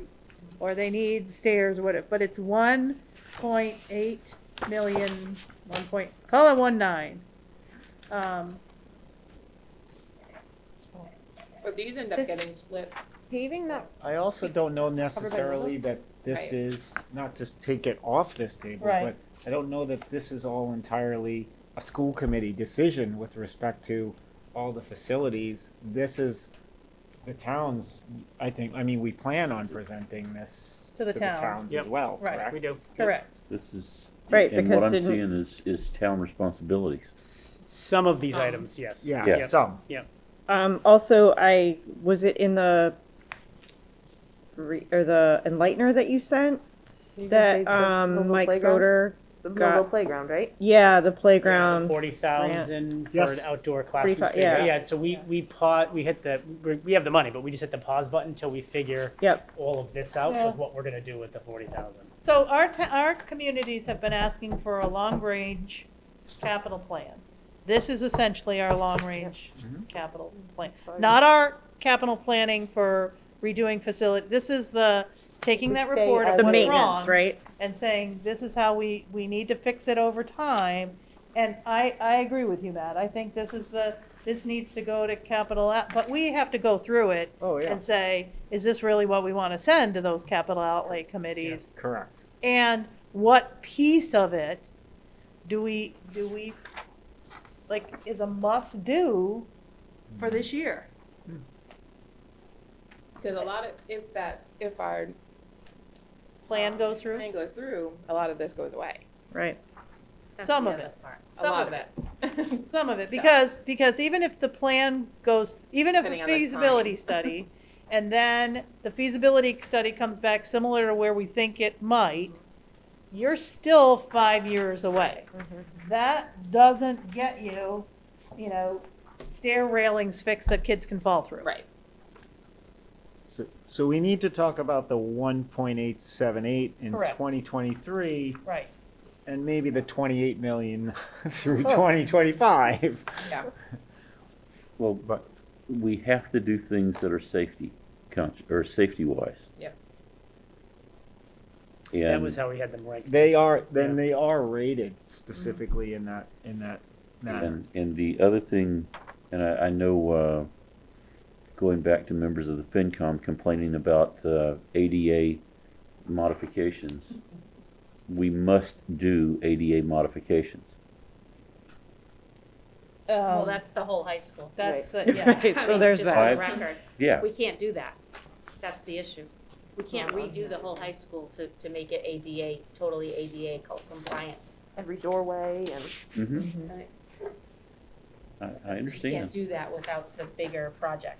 So I guess my question then is, if this consumes all of the upkeep that we will have to do over, well, quickly, but, This is a repair, not Do upkeep. this quickly. okay. Why would we want to whittle this list down? Well, Because if we're We wouldn't. comparing one to the other, Yeah. like I'm saying, if we, you know, are, no. it's either, Right. right? So Amanda, I don't think we want to whittle the list down. Okay. What we want to do is it's saying, okay, in 2023, which is the year we're talking about, can we really bring the towns $1.8 million, or is there something on the list? And so I'm just going to pick what's first because it's Yep. easiest. That although it says to do the paving in 2023, could we potentially do it in 2024? Like, we have to do it. Nobody's disagreeing with that. Right. And by the way, what does a 0 mean when safety? Because it says scale 1 to 4. So what's a 0? Holy crap. Not a concern. Well, or is that because it's not required? It's not required to fix. You can Okay. see there's no dollar amount there. I feel like that more of the capital discussion has to take place before we really start bargaining. Am I wrong in thinking that like, why would we, if we don't have to So- pave so- MES? So we have had the discussion in the capital, and some of you have been in the capital meetings more than me, can go to this, but we've had the discussion in those meetings that capital committee is looking at long-term planning facility uses, and then there was another offshoot group, which was the facility director, a couple people, Matt, who said, all right, we've got to look at how do we keep the building, and this is what the town is asking for, how do we keep the buildings running year to year? So we don't kick down that can that we've been doing for years, Mhm. and we get our facilities up. Now, like everybody has said, that may impact the 19 million in 2040 or the 9 million in 2035 or even the 21 million in 2030. But the 2023, I guess we have to look at those things and say, you know, are they things that we need to do to keep the kids safe, to Tim's point, that we can't wait another year on? I think we share them with the towns as is. Yeah. The actual list of needs. I think some of Or these is it numbers a are eye-opening for the conversation? towns. Like, I think it has to Is be that- conversational. I was gonna say, is that like, Oh, while we have, you know, it's our buildings, it's our students and that, but do we have a conversation looking at just 2023 with, you know, and then the question is, who do you meet with, right? Is it capital outlay? Is it Board of Selectmen? Is it FinCom? One of each, I don't know. And say, here's the list for 2023. This is what, you know, here's our coding, and among us, you know, we could even further down, like, this is what we feel, you know, and then say, what are your thoughts? I mean, is this, I think I that's a don't know if great, that works. no, I think that's the right idea. I That's what we think have to do. this is the start, right? We just got Right. this package. Right. So I think we, as a group, need to look and say, are there some things that we prioritize for 2023, to your point, Tammy? Mm-hmm. And then, once we just, you know, it doesn't have to be outlined from here to 2040, but Jane, like you're saying, 2023, we look at it, get some ideas and prioritize some things, and then go to the right committee and say, we've looked at it as a group, agreed to say, these are our priorities. It's all listed in order anyway. Right. But we realize the 270,000 for the paving on Millville, that might not be something we need to bite off next year. Well, I feel like I like the idea of only presenting it in small chunks, but the fear I have is they're going to go, well, that can wait till 2024. And we have people say, oh, but look, here is all of 2024, and then there's 2025. No, I think they've asked for a 5-year. Yeah, like I think the plan. whole thing We goes gotta to give them them. the package. The package, We gotta give them the Absolutely. package. The whole But say, thing. we understand that this is overwhelming on top of everything else we're gonna discuss. Absolutely. And so how do we take that 1.8, let's just look, I mean, you've got the plan, so you guys can plan as a town how you're gonna address these Yep. things moving forward, but let's look at the 1.8 and what are the must-dos that don't kick these cans down, I mean, that's the saying of the day, kick the can down the road. Agreed. But that 1.8 does not include the asbestos. Asbestos. No, that's No. on top of that. And that's just not optional. That's Asbestos. not optional. Can we clarify what these, Yeah. headings actually say, because they're cut off on our And we copy? have this all electronically, so if you would prefer to Okay. look at this No, I just, electronically. I you can it can says send it. Yeah, we can something send 1 it to to you. 4, what's I think that that one's first safety. one, Was that- safety? This is health and safety? And Yeah, Oh, The there's a the health and second line safety looks bill, like man. health and safety, but Yeah. Would that be It only priority? says That why. the one is for? Priority, maybe? Priority, 1 to 4, And then rating 1 to 5. Yeah. 2 high, 3 we'll send it medium, to you. 4 low, but You there's have no it, I can 1. pull it up I'm too. pulling it up, I'm gonna email it to Going too everyone. It's Because we late. also have it broken down by, so it's a workbook that has each school Yeah, individualized. it's And then we just very- printed the I think this is great, I mean, compilation. I Yeah. think this is, I think I think this is so long overdue, I can't even tell you. I Yeah. think this is very easy to discuss, I think it's Yeah. good visually, except for a few missing letters. And would Other the than that, plan it's be fantastic.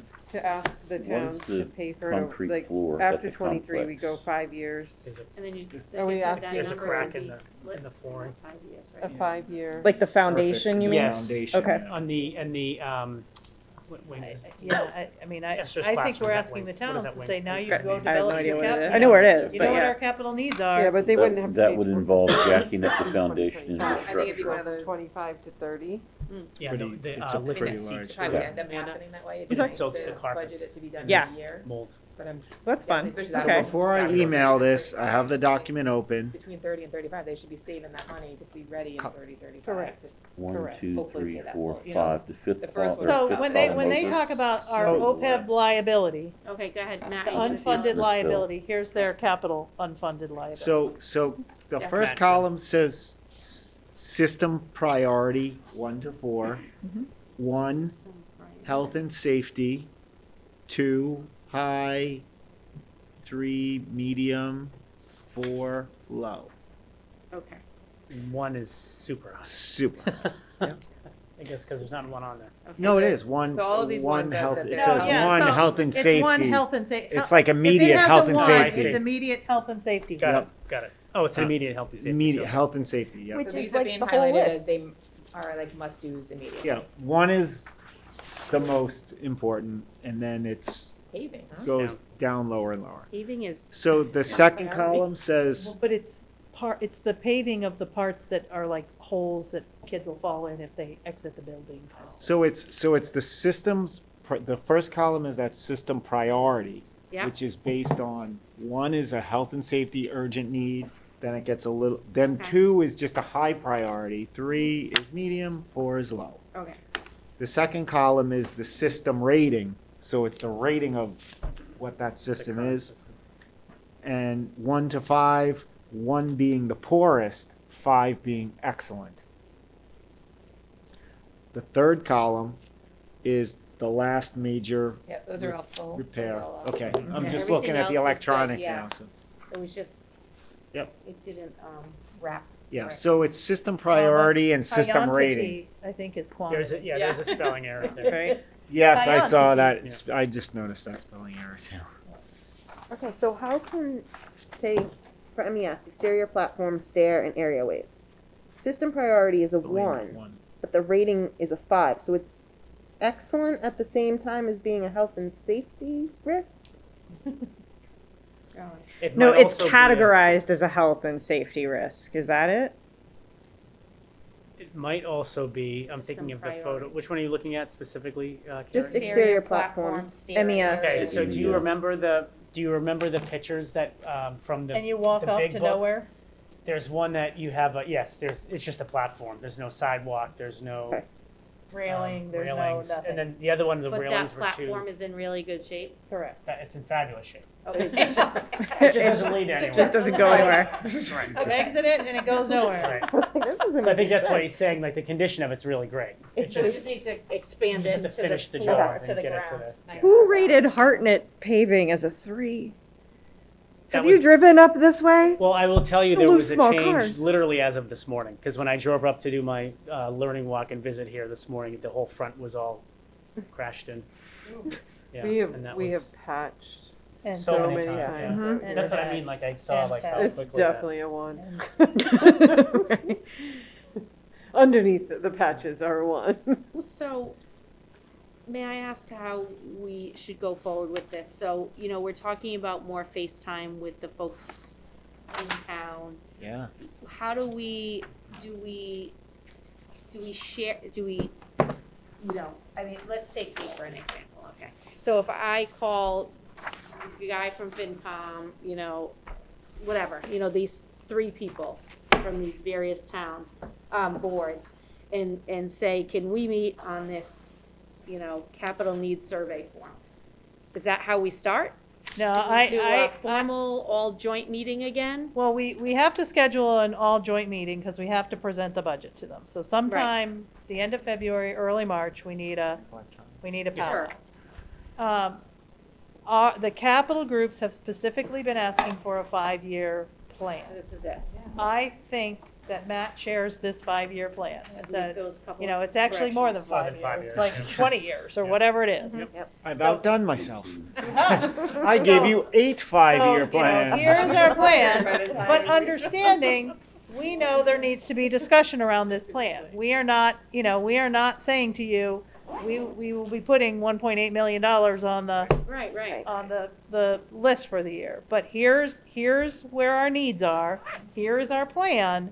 When we have our joint meeting, this needs to be one of the topics of the, But do we where do we go pre-meet, with this? because the joint meeting, they become a lot, just like tonight is, it's a lot.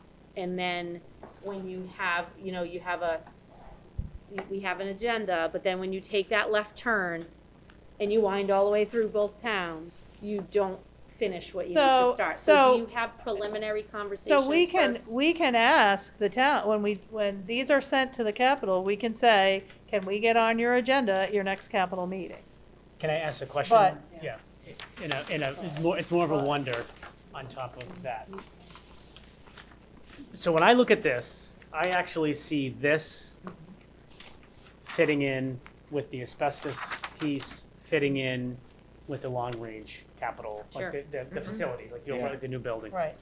And I guess my wonder is if it makes sense to have a more 360 conversation where yes, this is absolutely part of that 360 and we're looking at this and talking about it, but we're not necessarily talking about it in isolation.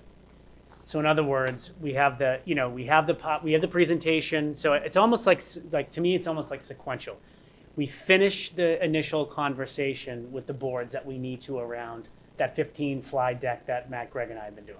Right. And we're almost through that, by the way. Like, we're almost there. So we can, take the next couple of weeks, we finish those conversations. Then we bring this in along with that. And we say, okay, so now that we have, a vision of kind of where we're going, let's look at where we are. And now that we have this done, and let's talk about what does this look like over the next subsequent years, along with the actual new facilities plan. And I know you're all saying the same thing, but literally bring them into the dialogue of here is a recommended prioritization. How do you feel about this? Do you think this makes sense?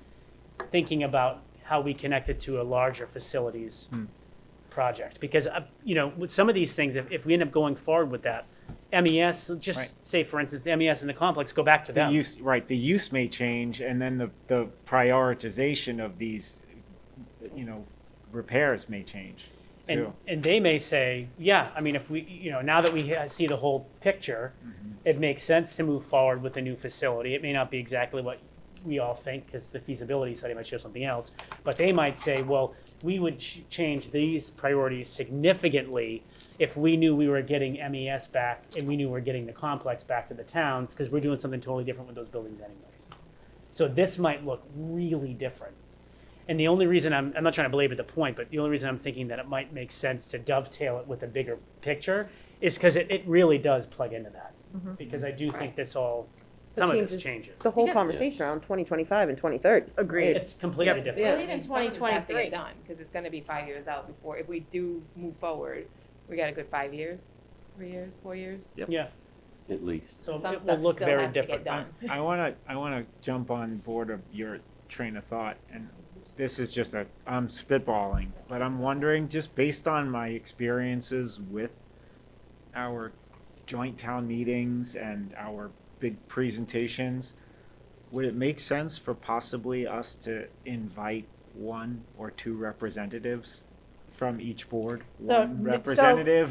So to have Matt, a- no. And the only reason I say no is because they don't talk to each They other. don't talk to each They don't other. talk They to don't us. talk to Remember, each other. we asked them So I that think we question? could break Oh, it yeah. down, and I think we could have a joint meeting with all of the groups to talk about budget, and then we could ask for a joint meeting of the 2 capital outlay committees, just Yeah. them. And then, or we can go to and do more of the dog and pony, which you guys have been doing. But if we do that, we need more of us.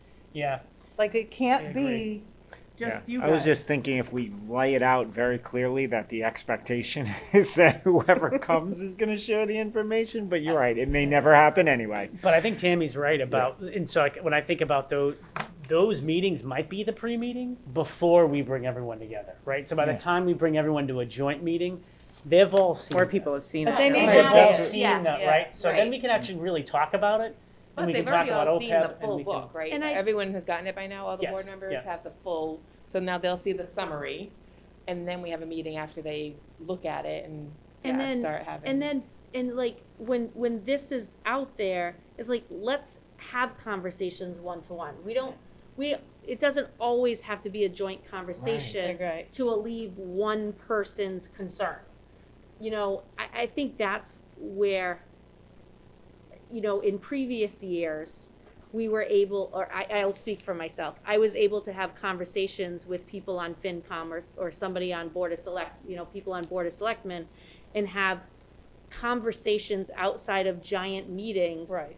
to listen to concerns, address concerns, or be able to take concerns back to the full committee and say, hey, I spoke to, Mr. Smith on the Board of Selectmen, this was a concern of his, can we address it in this meeting? And I think for me, That's that's missing. what we've lost. That's what I I've agree. lost. I agree. You said it And better I- than I tried to say it earlier. And We've lost that.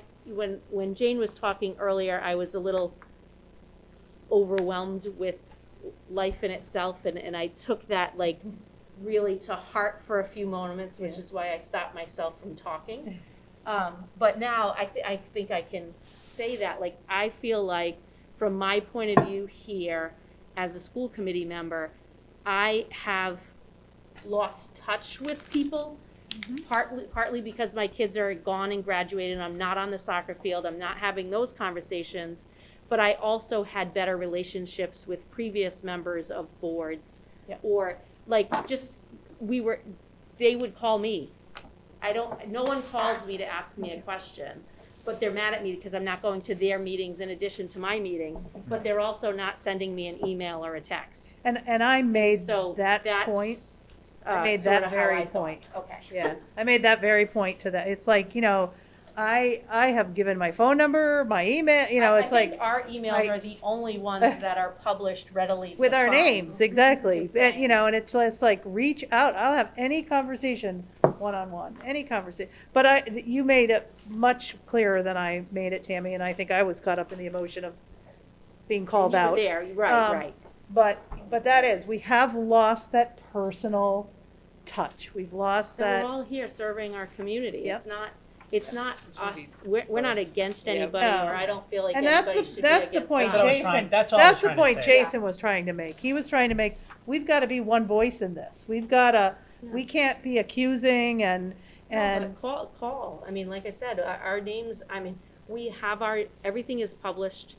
And I personally am willing to talk to any member of the community. But I also have a life and I can't attend every meeting that happens in town. I'm not gonna do that. I mean, I or I would have gone on all of those committees too if I wanted to Yep. spend that much time. Yep. I just, Nor are they here at ours. well, that was my point, but that was misconstrued. That was my, like, hello, but anyway. so, I mean, I do think I think for me conversation needs personally, to I think happen. making some efforts in that area and refamiliarizing myself with folks that are now in these positions will be a priority for my next year of school committee. Jane, do you mind if I summarize some next steps? Go Just for to see it. if we got it, so that Matt and I have Go this for it. clear. So on the capital piece, we have a few more meetings to have with the big building and the statement of interest and all of that work. So we'll finish those conversations. We also are having another OPEB conversation with Millville, because what we're doing with one, we're doing the other one. So even if one's not reaching out, just so everyone knows, we reached out to Aubrey to say, get us on the FinCom agenda, we want to talk about OPEB. So that way everyone gets the same information. So we'll go through that round, then we'll loop back and we'll do a part two. We'll get everyone comfortable with this, and we'll do that in the next few weeks. And then we can schedule, and it's on the agenda for the February 10th meeting, we can schedule that joint meeting sometime in early March, because we have to certify the budget, I think it's March 24th. I think it's the second meeting. Does that work for folks on that piece, on the capital piece? Okay, then next steps with the budget. Again, we have this as an item on the agenda for next Thursday. We'll take these, stay, maybe talk about later things, but we'll just take out the stuff that was a hard, get it out. We'll do that. We'll adjust all of the numbers in the financial, the revenue sheet, the first one we looked at, with the MLCs, and we'll get all of that updated in the format that you all are comfortable with and have seen before, that has the little assessments and all those numbers next to it, with the new numbers reflected, and with the transportation backed out of that, another 75,000, and we'll see where that gets us to. And then we can have that conversation on Thursday as a next step with the FY23 budget. And Does that make sense? I also think you have to add to that list, Jason, sort of conversations with cost managers Yep. about, I think in the interim, Jason and I are what's- going to continue to see what we what's can in there get done. that we can afford to, whatever verb you want to use, repurpose, redistribute, cut, remove. Well, like the STEM supplies. Where else in your supply budget can those Yeah, STEM but I supplies think be it goes found? beyond that. Goes beyond I that. do It think goes- it it goes, it goes beyond What do you- personnel. what- It goes yeah. to personnel. It does, it has to. And so I think that's a very uncomfortable conversation to have on the floor here. And Sure, we, sure, you know, sure. Yep. But I think that has to happen before our next meeting, because we're not in a spot we can be in. It's not that we want to be in, we can't bring that forward. And those, it's better to come from because again, for us, it's a number, it's a name, or a line item with a number next to it. Whereas from their point of view, there's all this internal things that it impacts, and they have to be the one to It's like a big puzzle prioritize. for them. Yeah, I get it. So. That makes sense. So is everyone comfortable with those Yep. next steps? Does that work? Yep. Okay, that'll get us set for Thursday. And Do we have to schedule any meetings, or we're just going with what's already out there? So we have to schedule a it's a joint joint meeting. meeting. Take my phone out for that purpose? Uh, I shut my phone off. We have a March, what did We we, said the No, it's gonna 28th, the blow up. 7th. No, I Yeah. already have Joint Feb- meeting on maybe on my the- district went to distance March 2nd, learning and we my thought. department is like going. But we just, we have a 28th, right? No. no, so we looked at the week of the 28th. We Yeah. said sometime between the 28th and the 7th, we should do a joint meeting, so we were thinking the Yeah. 2nd. The only challenge with that now, Jane, is if we go back and meet with the, even if it's just the capital outlay committees, we just have to We do that won't do quick. it by March, yeah. Yeah, So, that's the only so challenge. March 2nd is a Thursday, right? That's the first Thursday? That's a Wednesday. So when, oh, that's Wednesday. right, because joint committee, Wednesdays were the better days. Yeah. So March 2nd? One moment, please. I'm working the vacation week For too, so joint? I can meet, if they have committees, meeting That that would be week. I can here, work right? on those Okay. nights if I need to. Okay, we can, So it's I need to right jump on. on virtual. Yeah. do They're something. not doing, well, Blackstone. March But is 2nd, that- What time? What do we usually do, 6 o'clock, right? Mhm. I just have to take it off from work. And if that works for people, I can reach out to the town administrators tomorrow, Jane, or if you want to do that, like, go to the chairs and you want me to do the administrator, or however you want to do that. Are we tentatively marking March 2nd? Did anybody have a conflict? I just have to take. Yeah, I've got Is several, but March 10th or? I'll move them out of the way. No, March 23rd is our open hearing, right? I think I have the 24th. Tim, did you say? Whatever March the 2nd was an Thursday. issue? 24th. I'm sorry? Did you say March 2nd was an issue? I've got several issues on March 2nd, but I'll rearrange. Yeah, 24th, Jane. Okay, so 24th is our public hearing. I have that on So we could push it, I just don't want to push it so close to the 24th that the town starts saying, you didn't give us any time to Yeah, yeah, digest yeah, this yeah. and ask our questions there. and, All right, so whatever you. holy moly. Yeah, we've stayed here Is too this a long. move issue Someone or that we have to can walk reset? into- I don't even know. I think it was a Jesse's reset got at the us. desk.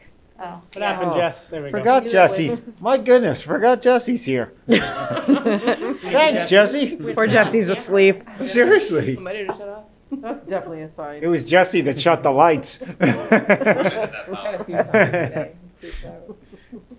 Okay, so what are So- we saying?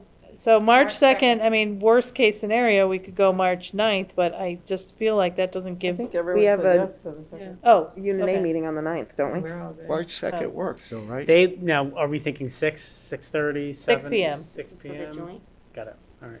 I'm gonna And put- do you want me to email Peter and Dory tomorrow, Jane, and Invite. have them invite and get everything set up, or do you want to do the, how would you like to do that? I can also yes. send a big joint email to everybody, too. Yeah, let's just, Do a big but let's joint do meeting. everybody. Yeah, okay. Let's do, if you, I don't care, it could be you, FinCom, that's Board fine, of but Selectmen. the chairs of the boards of selectmen, finance committee, and capital committee, to invite their boards. Okay. And that's on the And then 2nd. the town administrators. Capital. That's on 3/2 at 6 p.m. Yeah. Here. Yep. Got it. Okay. And we need to, I don't know if it's Scott, I don't know who it is, but we need to make this table go all the, like, we need to not have chairs for people, like, in the last few times we've done it, there haven't been enough seats around the table. Probably in the Yep. center. So we need to, like, Go that way. go the whole way, or whatever we have to Put do. two but tables together in a straight line, I like, think just, that's great. yeah. Closer and whatever, and, Face to but, face. Yeah, Face to 'cause face. the other one I couldn't see people around the pole. Correct. I couldn't Yeah, see everybody. yeah. Right. Yeah. so we need to, Right through the center, forget right. these two things here, Yeah. and just go. Turn them this way and make So- like 6 Yeah. tables down. You're not doing anything on the 9th, right? No. I think we have negotiations. We have Yeah. negotiations I on think the we have- 9th. yeah, you guys do, we Yep. have something. Nope. Yep. With a flag? Okay. Yeah. I'm going to, Okay. All right. I gotta go, folks. I haven't. Adjourn? That's No. you. We have to say something? James? So what? Oh, all those in favor? Aye. Like Jane, we have to end the meeting.